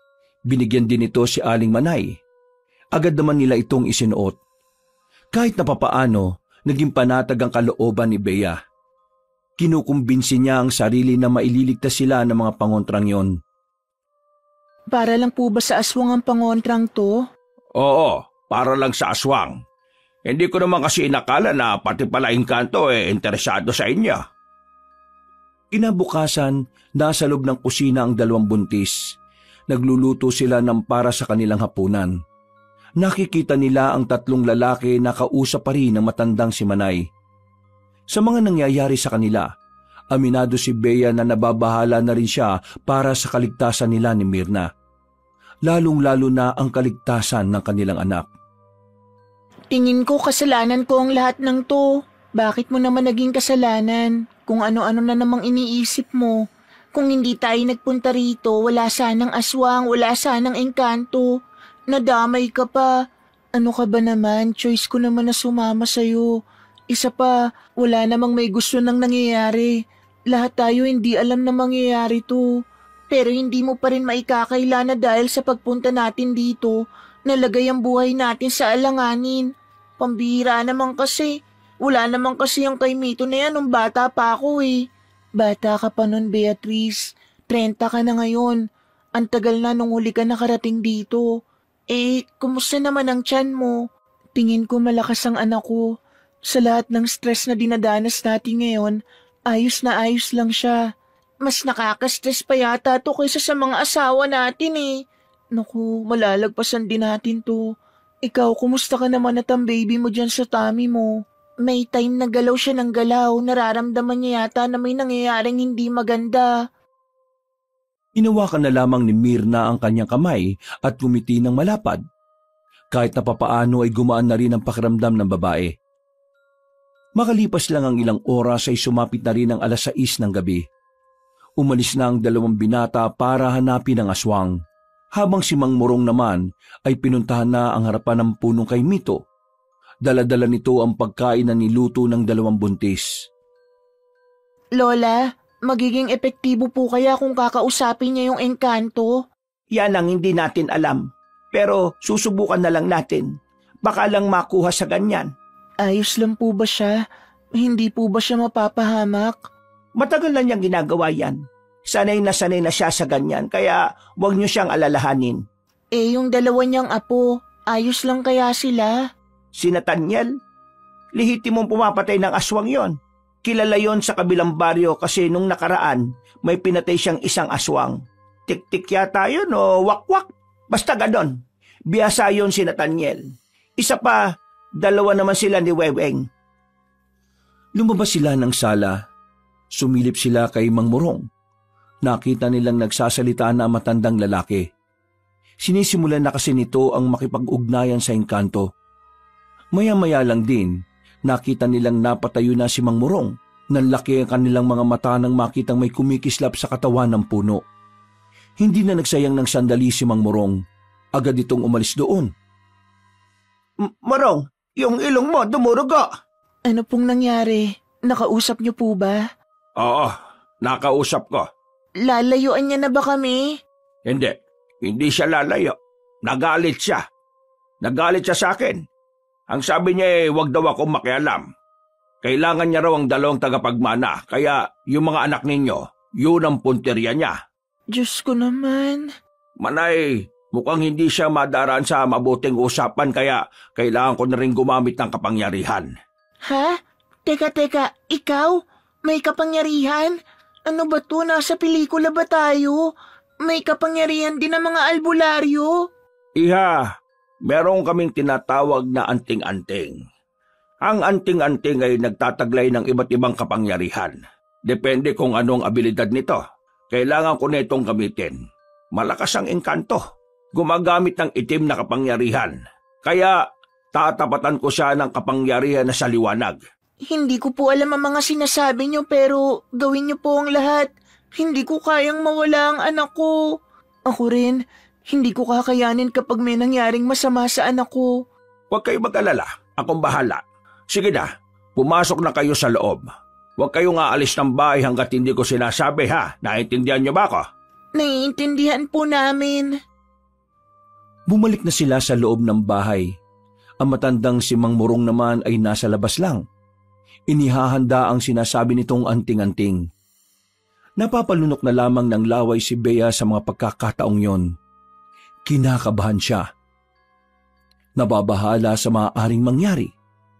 Muli, ipinagdasal na lamang niya sa Diyos na sana walang mangyaring masama sa matanda. Ganon din sa 2 binata na si Nathaniel at si Weweng. Ano pong ginagawa ni Mang Morong? Hindi ko rin alam. Pero palagay ko, nagri-ritual siya. Ritual? Oo, ritual. Ang ritual ginagawa ng mga kagaya niya. Sabi nila, nakakatulong daw yan sa maraming bagay, lalo na sa pakikipaglaban nila sa mga kakaibang nilalang. Maya-maya ay biglang may kumatok sa pintuan. Nathaniel, Weweng, anong balita? Napas lang yun na ba ang aswang na yon? Hindi pa nga eh. Hindi namin siya mahanap. Hindi rin naman gumagana ang langis ng lana. Hindi ko alam kung bakit, Lo eh. Paano hindi gumagana? Malabnaw siya. O sige, dumito na muna kayo. Nararamdaman ko yung engkanto. Gagawa na siya ng paraan para makuha yung gusto niya. Kaya makinig kayo lahat sa akin. Kapag hindi ko kinaya ngayong gabi, aalis muna tayo sa bahay na ito. Akala ko ba masusundan niya rin tayo kahit saan? Oo, pero mas malakas siya rito sa lugar na ito dahil dito ang pinakalagusan niya patungo sa Biringan. Aling Manay, mawalang galang na po pero saan ba nagmula yung engkanto na yan? Noong nakaraang taon lang naman biglang nagkaroon ng nilalang sa punong yan. Kasi nitong nakaraan, balak na naming ipaputol yan eh.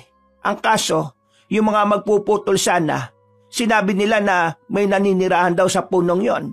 Kaya ayun, hinayaan namin. Ang sabi naman nila, engkantong puti raw. Hindi siya engkantong puti. Nagpapanggap lamang siyang mabuti para mas madaling lumapit ang mga tao sa kanya at para maging kampante rin ang mga nasa paligid. Kayong dalawang buntis, pumasok kayo sa loob ng silid ng lola ninyo. Manay, doon na muna kayo. Nararamdaman ko palabas na siya ulit. Hindi ko na maintindihan kung sino ba talaga ang kalaban natin dito. Naguguluhan na ang utak ko. Bea, dalawa nga ang problema natin dito. Yung aswang at yung engkanto. Isipin nyo na lang na ganun kayo kaganda. Pinagkakaguluhan kayo ng dalawang magkaibang nilalang. Lola naman, hindi naman po ito yung tamang pagkakataon para magbiro ng ganyan. Pinagagaan ko lang naman ang pakiramdam ninyo. Pues hindi siya gumaan. Uy, Bea, lola mo yan. Hindi, ayos lang Mirna, hayaan mo siya. Natigilan ng kanilang pag-uusap nang makarinig sila ng malakas na kalabog. Kasunod noon ay ang pagsigaw ni Mang Morong. Aling Manay, lumabas kayo dyan! Aalis tayo ngayon! Nagulat sila nang makita nila si Mang Morong na may dugo na naman sa ilong. Inaalalayan lang ito ng lalaking si Weweng. Diyos ko, anong nangyari? Mamaya na ako magpapaliwanag. Tara na, umalis na tayo habang naisara ko pa ang lagusan niya. Kahit na buntis ay naunang tumakbo palabas ng bahay si Bea at Mirna. Sumakay na kaagad sila ng van. Bago sila umalis, nakita pa nila ang matandang lalaki na nagliliwanag. Nakatayo lang yun sa gilid ng puno at parang may pumipigil doon na makaalis. Weweng, ingat sa pagmamaneho ha. Baka mamaya sabay-sabay tayong mamatay. Wala kang dapat ipaglalalo. Biyasa yata ito. Ano po bang nangyari kanina? Malakas eh. Malakas yung engkanto doon. Hindi ko matansya. Kaya ang ginawa ko, ginamitan ko na muna siya ng ritual. Hindi siya makakaalis pansamantala sa kinalalagyan niya. Kakaiba yung engkantong yun. Hindi siya basta engkanto lang. Hari siya ng isang angkan sa Biringan. Anong ibig sabihin nun? Kapag hari, malakas talaga. Mas marami siyang kayang gawin kumpara sa pangkaraniwang engkanto. Saan ang punta natin ngayon nito, Morong? Doon na muna kayo sa amin. Huwag kayong mag-alala. Hindi makakalapit doon ang engkanto. Balwarte ko yun eh. Paano kung sa biyahe natin bigla na lang siyang lumitaw? Hindi siya kasing lakas kumpara nung nandun siya. Kasi wala na siya sa teritoryo niya. Bumuntong hininga na lamang ang babaeng si Bea. Naramdaman na naman niya ang malakas na pagsipa ng kanyang anak sa tiyan niya. Halos mamilipit siya sa sakit. Pero hindi na niya naramdaman yon nang maramdaman nilang may kumakalabog sa ibabaw ng van. Tiningnan ni Nathaniel ang langis ng lana. Malakas ang kulo nito. Isang indikasyon lamang na ang aswang na kanilang hinahanap ay nasa bubungan. Weweng, bilisan mo! Sabay magpreno ka ha! Yun lang pala eh. Hindi nagdalawang isip ang lalaking si Weweng. Agad-agad nitong pinaharurot ang sasakyan. Maya-maya lang din, bigla naman itong nagpreno ng malakas. Tumilapon ng aswang sa harapan. Sasagasaan ni Weweng ang aswang na yon pero nakatalon ito kaagad. Bilisan mo lang ang pagmamaneho! Hindi naman na makakahabol ang isang yan kapag nakarating na tayo sa lugar natin. Diyos ko, kanina engkanto. Ngayon aswang naman. Nung mga sandaling yon, inakala nilang tuluyan na silang nilubayan ng aswang. Pero hindi nila inakala na may nakaabang lang pala sa kanilang kamalasan. Narinig na lamang nilang pumutok ang gulong ng sinasakyan nila. Gumewang-gewang ang sasakyan, kaya napilitan si Weweng na itigil na lamang ito sa gilid kesa maaksidente. Bumaba ang dalawang lalaki. Pagbalik ng mga ito, ay sinabi nila na may mga nakalatag na mga pako at kung ano-anong matutulis na bagay sa kalsada. Isang indikasyon lamang yon na maaaring sinadya ng mga aswang ang sandaling yon. Sa puntong ito, mas lalong lumakas naman ang kaba ng dalawang buntis, lalong-lalo na si Bea, na sa mga sandaling yon ay nararamdaman na ang pagsipa ng kanyang anak sa sinapupunan. Tila ba pati ang sanggol ay natatakot sa mga nangyayari. Huwag kayong lalabas dito. Malay, kahit na anong mangyari, manatili lang kayo rito ha. Naintindihan niyo ba ako? Oo, dito lang kami. Hindi kami lalabas dito. Pero mag-iingat kayo dyan. Lumabas ng sasakyan na matandang lalaki. Tiningnan ng tatlo ang buong paligid. Napansin nga nilang tila pinlano ng aswang ang bagay na yon. Nakaramdam na rin ng kaba ang maglololo.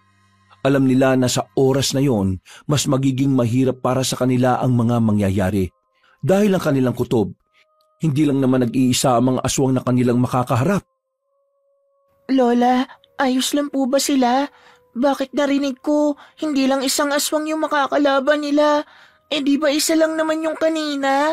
Yun yung sinasabi ko sa inyo nung nakaraan. Maaring marami pang mga aswang dito sa Capiz pero naghahanap pa lang sila ng tamang pagkakataon para lumabas. At parang palagay ko, para sa kanila, ito na ang tamang pagkakataon. Halos 2 minutong tahimik lang ang paligid. Ang tanging maririnig lamang nila ay ang mga kuliglig sa paligid. Mga ilang sandali lang, nakita na rin nilang may mga aswang nang lumabas mula sa likuran ng nagtataasang puno. Mababangis ang angil na mga yon. Mga tila gutom na gutom. Mga aswang, ihanda niyo mga sarili ninyo. Ito na naman tayo. Kayang-kaya natin to. Nagsimula ang laban. Biyasa naman na ang maglololo kaya kahit na papaano ay hindi naman sila nalalagay sa alanganing sitwasyon. Kayang-kaya nilang palagaan ng mga aswang kahit itaklang ang kanilang gamit. Sa katunayan, tila ba ginagawa lang nilang sisiw ang mga nakakaharap nila. Samantala, napasigaw naman sila Bea sa loob ng sasakyan na may magtangka sa kanilang buhay. 2 aswang ang nakalapit doon. Pilit na binubuksan ang pinto. Pilit na binabasag ang salamin. Lola, Diyos ko, anong gagawin natin? Naku po, Diyos ko. Huwag kayong mataranta. Mas lalo lang kayong mahihirapan kapag natataranta kayo. Dumami ang mga aswang na nakapalibot sa sasakyan. Noong mga sandaling yon, mabuti na lamang binalikan sila ni Nathaniel. Pinagtatataga ng binata ang mga aswang na yon. Dahilan para magpulasa ng mga nilalang. Kailangan na natin makalis dito. Seryoso ka ba? Aalis tayo? Ang daming aswang dyan sa labas. Mas mahirapan tayo mamaya kapag mas dumami pa sila. Kaya habang kakunti pa lang, kailangan na nating lisanin ang lugar na ito.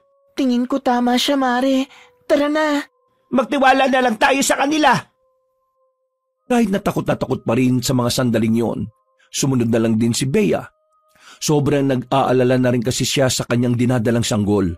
Pero laking pasalamat na lang niya kasi kahit na papaano malakas pa rin ang kapit ng bata.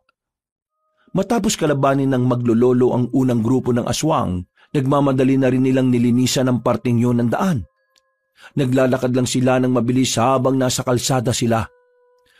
Habang tinatahak nila ang daan, bigla namang nanakit ang tiyan ni Mirna. Bakit? Manganganak ka na ba?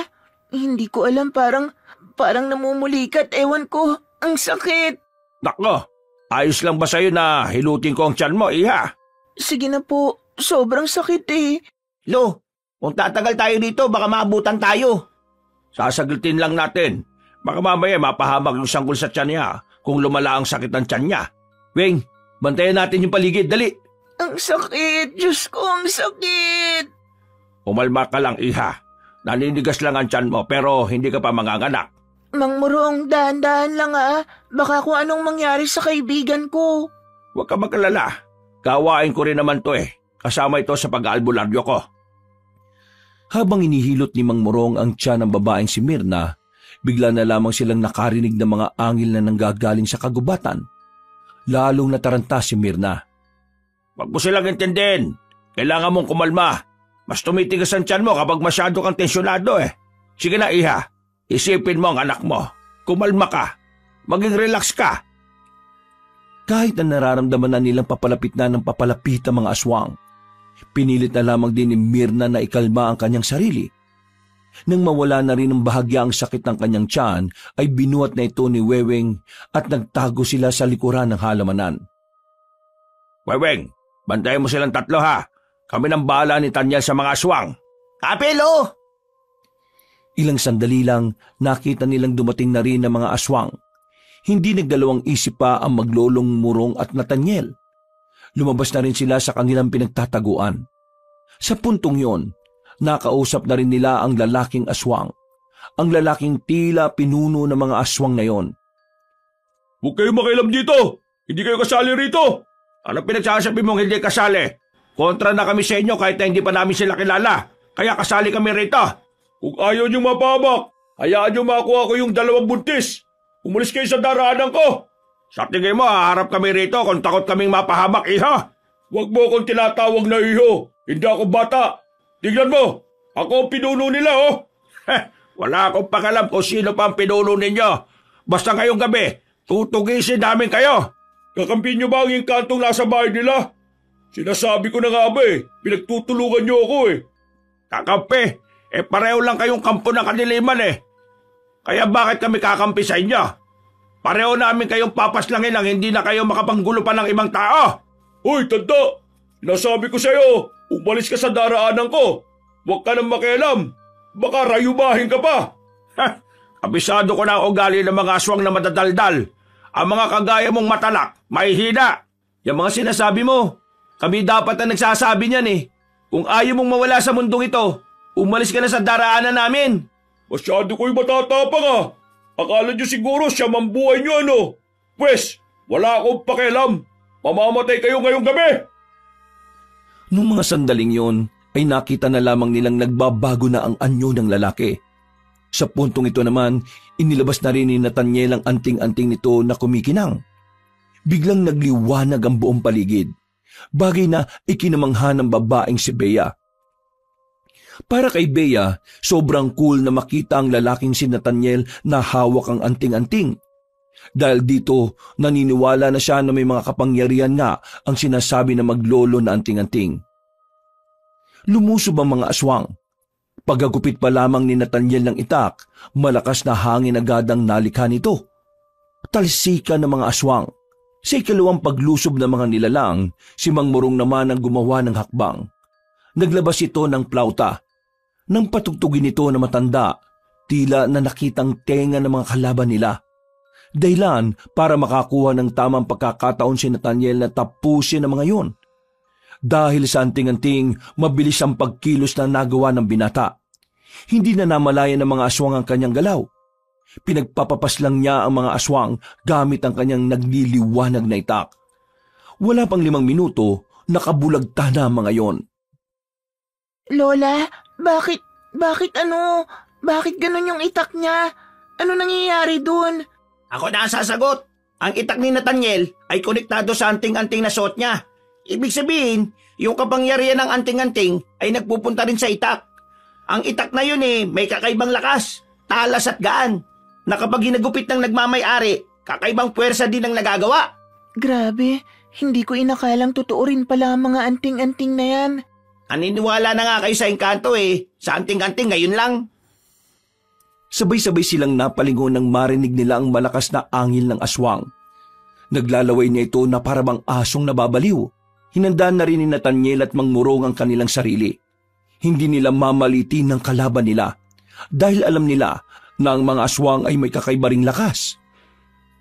Sige, bigyan niyo ako ng magandang laban bago ko makuha ang 2 buntis na yon. Mangarap ka ng tulog. Gumapang na mabilis ang aswang. Tumatawa-tawa pa ito na parabang masayang-masaya ito sa nangyayari. Pagkalmot nito kay Mang Murong, tinamaan ang matanda sa braso. Mabuti na lamang ay mabilis din si Nathaniel kaya nakatugon agad ito. Hinagupit niya ang aswang ng kanyang itak. Sa bilis ng kanyang kilos ay hindi na nakailag pa ang kanilang kalaban. Tinamaan na niya yon sa balikat, pero parang hindi naman yon ininda ng aswang. Patuloy pa rin ito sa pag-atake. Hanggang sa tuluyan nang tinamaan si Nathaniel at mabuti na lang din ay daplis lang ito. Ano? Kinakabahan na ba kayo? Bakit parang bumabagal kayong dalawa? Kasi meron na kayong tama. Mahihinang nila lang. Umaaray kagad sa maliit na sugat. Ay naku, ang dami mong daldal. Tingnan natin kung kakayanin mo itong gagawin namin. Masyado lang madaldal ang isang ito eh. Oras na para tapusin natin ang buhay ng isang ito at nang makapagpahinga na rin siya. Sabay na ginamit na maglolo ang kanilang anting-anting. Nagkaroon na naman ng liwanag na siyang sumilaw sa aswang. Sa mga pagkakataong ito, nakita ng aswang ang biglang pag-ikot ng paningin nito. Ano nangyayari sa akin? Anong ginawa niyo sa akin? Kapag pinagsama ang anting-anting naming dalawa, makakabuo ito ng isang ilusyon na talagang makaalis sa iyo sa katinoan. Sa paningin mo, marami kang katapat at kalaban. Iisipin mo rin na kami ang pinakamalakas. Kaya umanda ka na, aswang, dahil ang taktika na ito ay para talaga sa mga aswang na kagaya mo. Hindi makagalaw ng maayos ang aswang. Gegewang-gewang ito. Tutumba-tumba rin kapag sinusubukang makatayo. Paglapit ni Nathaniel sa aswang, agad niya itong hiniwa ng malakas sa dibdib. Itatarak na sana niya ang itak nang biglang makaramdam sila ng kakaiba. Lo, anong nangyayari? Bakit parang ang bigat-bigat ng pakiramdam ko? Yung kamay ko, hindi ko maigalaw na maayos. Nandito na siya. Napalingon silang lahat sa puno ng mangga na nasa gilid. May tila portal na nagbukas doon at iniluwa ang matandang engkanto. Nagliliwanag din ang buo nitong katawan. Sa mga pagkakataong ito, tila nanginginig na ang buong katawan ng maglolo. Ramdam na ramdam nila ang galit ng engkantong matanda. Diyos ko, Bea, ayun na yung engkanto. Huwag kayo maingay. Doon siya lumabas. Ibig sabihin, hindi niya alam kung nasaan kayo. Manahimik kayo. Pinakinggan na lamang nila ang sinabi ng lalaking si Weweng. Itinuon nila ang atensyon sa labanan. Nakita nilang tila nasa alanganing kalagayan na si Mang Murong at Nathaniel. Kahit na gustong-gusto nilang makatulong, wala rin silang magawa. Nasaan na ang dalawang buntis? Nasaan niyo sila dinala? Kailangan ko ang kanilang anak. Ibigay niyo sila sa akin. Hindi namin ibibigay sa inyo ang dalawang yon. Kung gusto niyo makuha ang gusto niyo, patayin niyo muna kami. Hoy, Engkanto, makinig ka. Yang dalawang yan ang kalaban natin dito ha. Kung hindi dahil sa kanila, nasa atin na sana yung dalawang buntis. Bakit hindi na lang tayo magkampi? Pagtulungan natin silang dalawa. Hindi nila tayo kakayanin kapag nagsama tayo. At bakit naman ako makikipagtulungan sa'yo kung hahatian mo naman ako sa kailangan ka? Mag-isip ka. Kung hindi ka makikipagtulungan sa akin, wala kang mapapala sa mga yan. Bakit? Akala mo ba porke engkanto ka, kakayanin mo sila? Siguro ngayon, kampante ka, kasi kararating mo lang. Pero huwag kang maging kampante sa dalawang yan, lalong-lalo na yung matandang yan. May sa demonyo yan eh. Kahit ikaw na engkanto, kayang-kaya niyang burahin sa mundo. Kahit ngayon pa. Kaya magtulungan tayo. Maghati na lang tayo sa kanila. Sa'yo yung isa, akin yung isa. Total, pareho naman tayo ng gusto mangyari. Sige mo, susunod niya sa kasunduan. Engkanto ka, dapat matalino ka. Dapat alam mo na ang mga aswang ay hindi mapagkakatiwalaan kahit na kailan. Kapag natalo nyo kami, malamang sa malamang tatraidorin ka ng isang yan. Kaya huwag kang makinig dyan. Kung gusto mong makuha ang mga buntis, solohin mo lahat. Pero bago yon, talunin nyo muna kami. Hoy, matandang albularyo, pwede bang manahimik ka? Walang kwentang lumalabas dyan sa bibig mo eh. Ikaw namang engkanto, huwag kang maniwala dyan. Mas mapanlin lang ang mga tao kahit na kailan. Manluloko sila. Tingnan mo nga yung lipunan nila. Ang daming babaero at manluloko. Ang daming magnanakaw. Ang daming kurakot. Lahat ng mga yan manluloko. Kaya paano ka maniniwala sa sinasabi niya kung una pa lang manluloko naman talaga ang tao? Kumampi ka na sa akin. Mas madali natin makukuha ang gusto natin. Kung kakampi ka sa kanya, lugi ka. Tingnan mo siya oh. Nanghihina na siya. Wala nang maiambag yan sa laban. Ikaw na lang lahat ng gagawa para matalo kami. Habang siya, naghihintay na lang na makakuha ang gusto niya. Engkanto matanda! Hindi ka dapat makipagkampihan dyan sa aswang na yan. Kung ako sa'yo, unahin mong paslangin ang aswang na yan dahil magiging hadlang pa. Isa ka pang siraulo ko eh. Nilalason yung utak ng engkantong yan eh. Sa akin ka makinig, engkanto. Nililinlang ka lang nila ngayon. Bakit ako makikinig sa inyong tatlo? May sarili akong layunin kung bakit ko ito ginagawa. Kaya ikaw, aswang, kayong dalawang manunugis at albularyo, sabay-sabay ko kayong papaslagin. Sabay-sabay ko kayong ibabaw sa lupa. Aangkinin ko ang dalawang buntis at ako ang magiging ama ng kanilang mga dinadalang sanggol. Nathaniel, yanda mo sarili mo. Malalang kalaban tong engkanto na to. Humanda na kayong tatlo! Magsasabay-sabay ko kayo! Biglang dumilim ang paningin ng maglolo.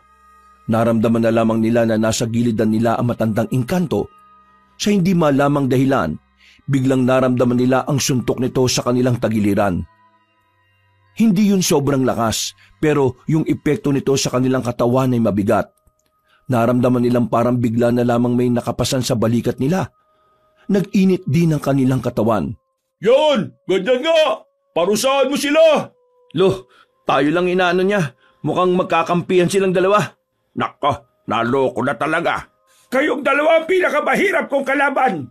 Kayo ang mas kailangan kong iligpit dahil mas marami kayong alam kung paano ako pipigilan. Dinakma na matandang engkanto ang kwelyo ni Mang Morong. Inangat ito sa ere. Pagsuntok nito sa sikmura ni Mang Morong ay namilipit ang matanda sa sobrang sakit. Padubog itong ibinagsak sa lapag. Si Nathaniel naman ang pinagbuntungan ng engkanto. Sinakal ito at itinaas din sa ere. Naramdaman na lamang ni Nathaniel ang kakaibang init sa kanyang leeg. Hindi siya nasasakal pero parang napapaso na ang balat niya. Bata ka pa! Marami ka pa sanang magagawa sa buhay mo! Pero mas pinili mong kalabanin ng engkantong kagaya ko!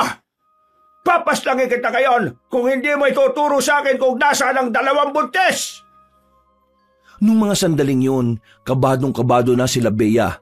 Natatakot na ang dalaga na baka kung ano nang mangyari sa kanila. Sumagi na rin sa kanyang isipan na lumabas na lang din sa kanilang pinagtataguan para iligtas si Nathaniel at Mang Morong.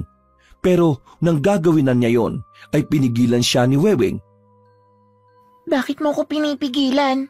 Kapag lumabas ka, masisira ang plano nila. Kumalma ka lang, walang mangyayari masama sa kanila. Bulag ka ba? Nakikita mo naman kung anong kalagayan nila eh. Anong walang mangyayari masama? Matagal na nilang ginagawa yan, oh. Tingin mo, hayaan lang nilang mamatay sila sa ganyang paraan? Bea, makinig na lang tayo sa kanila. Di hamak na mas kilala niya yung dalawa kaysa sa atin. Apo, sige na, kumalma ka. Ipagdasal na lang natin na sana ay walang mangyaring masama sa kanila. Mas lalong kinabahan si Bea nang marinig ang umaaray na lalaking si Nathaniel. Nakita na lamang nilang nasa lapag na ang binata. Pinagsisipa ito ng matandang engkanto at kita nilang tila hindi na makatayo na maayos si Nathaniel. Sasabihin mo ba sa akin kung nasaan sila o tatanggapin mo na lang ang kamatayan mo? Tatanggapin ang kamatayan? Tingin mo, naging manunugis ako para tanggapin ang kamatayan ng walang ginagawa? Hibang ka na yata! Kung ganon, handang-handa ka na pala talagang mamatay. Sige, kung yan ang gusto mo, ay yan din ang ibibigay ko sa iyo. Yan! Tama ang ginagawa mo! Patay mo na yung dalawang yan! Merong kinuhang patalim ang matandang engkanto. Akmang itatarak na nito ang punyal kay Nathaniel nang biglang magsalita si Mang Morong. Naagaw nito ang atensyon ng engkanto kaya sandali itong napatigil. Masyado ka yatang naging kampante, kaibigang engkanto. Anong pinagsasabi mo? Patapos na ako sa huling kabanata ng tahimik na ritual. Tahimik na alin? Kapangyarihan ng langit, ipagkaloob sa akin ang liwanag na siyang pupuksa sa kadiliman. Kalikasan at kamalayan, karunungan at kapayapaan, ibigay sa akin ang kapangyarihang pupuksa sa dugo ng kadiliman. Nanlalaki ang mga mata ng engkanto na matapos magsalita ni Mang Morong. Ilang sandali lamang, biglang humangin ng malakas. Nabitiwan ng engkanto ang lalaking si Nathaniel. Sa lakas ng hangin, parang tinatangay na rin ito. Nagkasundo ang langit at lupa upang ang kagaya mong kampo ng kasamaan ay mawala na sa mundong ito. Hindi ka na makakabalik sa iyong pinagmulan dahil mawawala ka na ng tuluyan. Tatangkain pa sana ng engkanto na makabalik sa lagusan pero laking gulat nito nang bigla na lamang nawala yon. Sa puntong ito, kinabahan na ito at sinubukan ng makaatake sa maglolo. Pero biglang humarang si Nathaniel. Takang-taka ang engkanto dahil tila biglang lumakasulit ang lalaki. Masyado ka nagpapaniwala na kaya mo ko, no? Pwes, para sabihin ko sa'yo, nahulog ka lang sa palabas namin. Napaypay ka na kanina! Oo, kasi yun ang pinakita ko sa'yo. Kahit hindi naman totoo, nagpanggap lang ako. Hinugot ni Nathaniel ang kanyang itak at saka itinarak sa dibdib ng engkanto. Maya-maya pa, inilabas na rin ni Mang Murong ang botelya na parang kasing haba at kapal lang ng hinlalaking daliri. Ginamit naman ni Nathaniel ang kanyang anting-anting. Naglikha na naman ito ng malakas na liwanag. Kasabay ng hangin, unti-unting hinigop ng botelyang engkantong matanda. Nang mawala ang liwanag at hangin, nawala na rin ang engkanto. Naipasok na ito sa botelya. Inilipag ni Mang Murong ang botelya sa lapag at saka inapakan para basagin. Engkanto ka lang! Anak kami ng liwanag! Nagawa natin, Lo. Magaling! Mahusay ka po! Pero nawala yung aswang. Nakatakas siya. Kailangan ko siyang hanapin. Huwag na muna. Mas kailangan natin makapagpahinga, lalong-lalo na ang 2 buntis na kasama natin. Nang masigurong wala ng panganib, lumabas na rin sila Bea at nilapitan na maglolo. Nakahinga na rin sila na maluwag.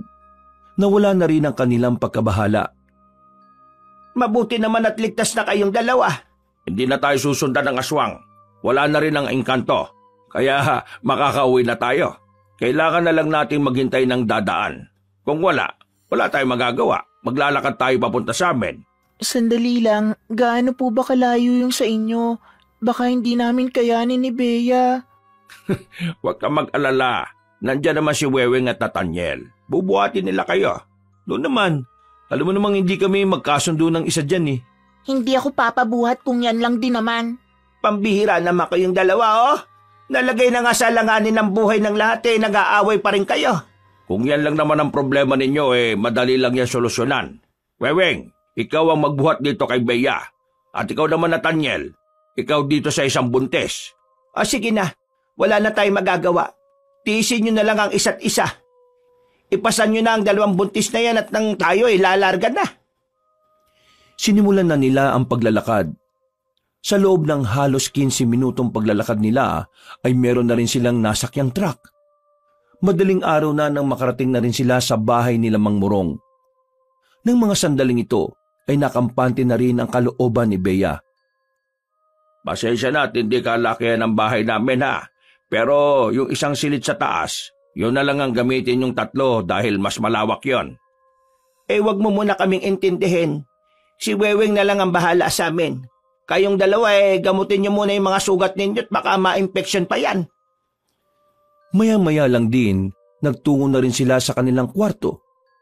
Ginhawa ang kanilang naramdaman nang sa wakas ay makahiga na rin sila. Hinihimas ng 2 buntis ang kanilang tiyan. Sa lahat ng nangyari, humahanga sila sa anak nila dahil kahit nakakaunti, hindi nagparamdam ng pagbitaw ang 2 sanggol. Para kay Bea, isang malaking himala ang nangyayari. Kung ibang buntis ang nasa kalagayan nila, marahil nawala na ang anak nito. Mauna na ako matulog sa inyo ha. Masakit na naman kasi ang ulo ko Nung nakaraan pa ako walang maayos na tulog. Huwag na kayong papaabot ng umaga. Stress na kayong dalawa. Baka mamaya makaapekto na yan sa anak ninyo. Sige po, La. Maya-maya matutulog na rin naman kami ni Myrna. Papaantok lang po kami. At saka mahihirapan din po kasi kaming matulog tuwing pipikit kami. Pakiramdam namin bigla na lang may aswang nalalabas Hindi dinadalaw ng antok ang 2 buntis ng mga sandaling yon. Hindi nila maiwasang maging tamang hinala sa kanilang paligid. Bawat mga kaluskos na maririnig nila, iniisip nilang baka aswang yon. Saan ka pupunta? Ba't babangon ka pa? Akala ko matutulog na. Natatai ako, Myrna. Pwede bang tumae rito sa higaan? Sige na, umalis ka na. Nagmamadali silang lumabas. Buti na lang ay nakasalubong niya si Nathaniel. Kahit na medyo inis siya sa lalaki, ay nagpasama na lang siya rito. Malapit nang matapos ang babae nang makarinig siya ng kalabog sa labas. Nandito yung aswang! Naalarma ang babae. Dali-dali siyang naghugas ng kanyang puwet. Paglabas niya, nakita niya si Nathaniel na nakaupo na habang hawak-hawak ang tagiliran. May tumutulong dugo roon. Napatingin naman sa kanya ang aswang. Akmang tatakbo na siya papalapit kay Nathaniel nang biglang humarang ang nilalang. Naglalaway ito habang nakatingin sa kanyang tiyan. Saan ka pupunta ha? Sa akin ka lang. Kung hindi ka mapupunta sa engkanto, ako na lang makikinabang sa'yo. Ang pangit mo! Sana kinain ka na lang ng pating sa barko! Akmang dadakmay na ng aswang ang babaeng si Bea nang biglang dumating na si Mang Morong. Gamit ang kutsilyo, pinukol na matanda ang patalim patungo sa kinaroroonan ng aswang. Tinamaan yon sa bandang leeg. Dahilan para mawalan ito sa wisyo. Hindi naman sinayang ni Bea ang pagkakataon. Kinuha niya ang balde sa gilid at pinalo sa mukha ng nilalang. Hindi pa ito nakontento. Isinaklob ng babae ang balde sa ulo nito at saka tinulak ng malakas. Nang matumba ang aswang, ay dali-dali namang lumapit si Mang Morong. Dala-dala ang itak, itinarak nito ang patalim sa dibdib ng aswang. Sa puntong ito, unti-unti nang nalagutan ng hininga ang lalaki. Napahawak naman sa dibdib ang babaeng si Bea sa mga sandaling yon. Buong akala niya ay katapusan na nilang mag-ina. Mang Morong, sigurado bang patay na ang aswang na yan? Oo, patay na ang aswang na to. Wala na kayong dapat pang ikabahala. Diyos ko, buti naman at wala na ang kinatatakutan natin. Nathaniel, apo, ayos ka lang ba? Hindi ako makatayo. Sobrang kirot ng ginawa niyang kalmot. Mukhang malalim. Weweng, buhatin mo ito. Tatahiin ko sa loob. Tatahiin? Ikaw ang gagawa? Hindi ba natin pwedeng dalhin sa ospital? Hindi usong ospital sa amin. Ako ang gumagamot dito ng mga sugat. Kaya wala kayong dapat na ipag-alala. Binuhat na ni Weweng ang binatang si Nathaniel at dinala na rin sa loob. Umaga na nang matapos ang paggagamot ni Mang Morong. Ang bangkay naman ng aswang ay inilagay nila sa drum at sinunog. Ngayong natalo na natin ang aswang at ang engkanto, siguro pwede na kayong bumalik kung saan man kayo nakatira. Hindi ligtas ang buhay nyo rito sa Kapis. Ayoko pa sanang umuwi sa amin. Ayoko nang balikan ng asawa ko. Ako, babalikan ko ang asawa ko. Biyanan ko lang naman talaga ang problema ko eh. Mirna, mas makabubuti kung dito ka muna hanggang sa mga anak na kayong dalawa. Sa dami nang nangyari, baka sa biyahe pa mapahamak ang anak mo. Kailangan mo ng pahinga. Kayong dalawa ni Bea. Ang gawin nyo, kontakin nyo mga asawa ninyo at ipaalam nyo na nasa maayos kayong kalagayan. Tumango na lamang ang dalawang babae. Mga ilang oras lang ang nakalipas, kinausap nila ang mga asawa nila sa telepono. Si Mirna, nagkasundo sila ng kanyang asawa na uuwi lamang ito kapag hindi na makikialam ang biyanan. Habang si Bea naman, tuluyan na siyang nakipaghiwalay sa kanyang asawa. Hindi na niya kaya pang tiisin ang pagiging walang kwenta ng lalaking yon. Mabilis na lumipas sa mga buwan, nanganak na si Bea at Mirna. Parehong lalaki ang kanilang anak. Malusog at wala man lang kahit na anong problema. Sa palagay nila, isang malaking himala para sa kanila ang pangyayaring yon. Sa dami kasi ng mga masasamang nangyari sa kanila, nanatiling matibay ang dalawang sanggol. Nang magkaroon na ng pagkakataong makauwi, bumalik na si Mirna sa kanyang asawa at nagsimulang muli. Habang si Bea naman, mas pinili na lamang niyang tumira sa Kapis kasama ng kanyang lola. Doon na niya balak palakihin ang kanyang anak. Kinuha niya mga ninong ang maglololo at sa paglipas ng mga taon, unti-unti na rin napalapit ang kanyang kalooban kay Nathaniel. Kahit siya, hindi niya rin inakala na darating ang oras na ang lalaking kinaiinisan niya ay siya pa palang magugustuhan niya. Sa ngayon, masaya si Bea sa samahan nila ng binata. Nagpapasalamat siyang tinanggap siya nito ng buong buo at walang halong panghuhusga. Wakas!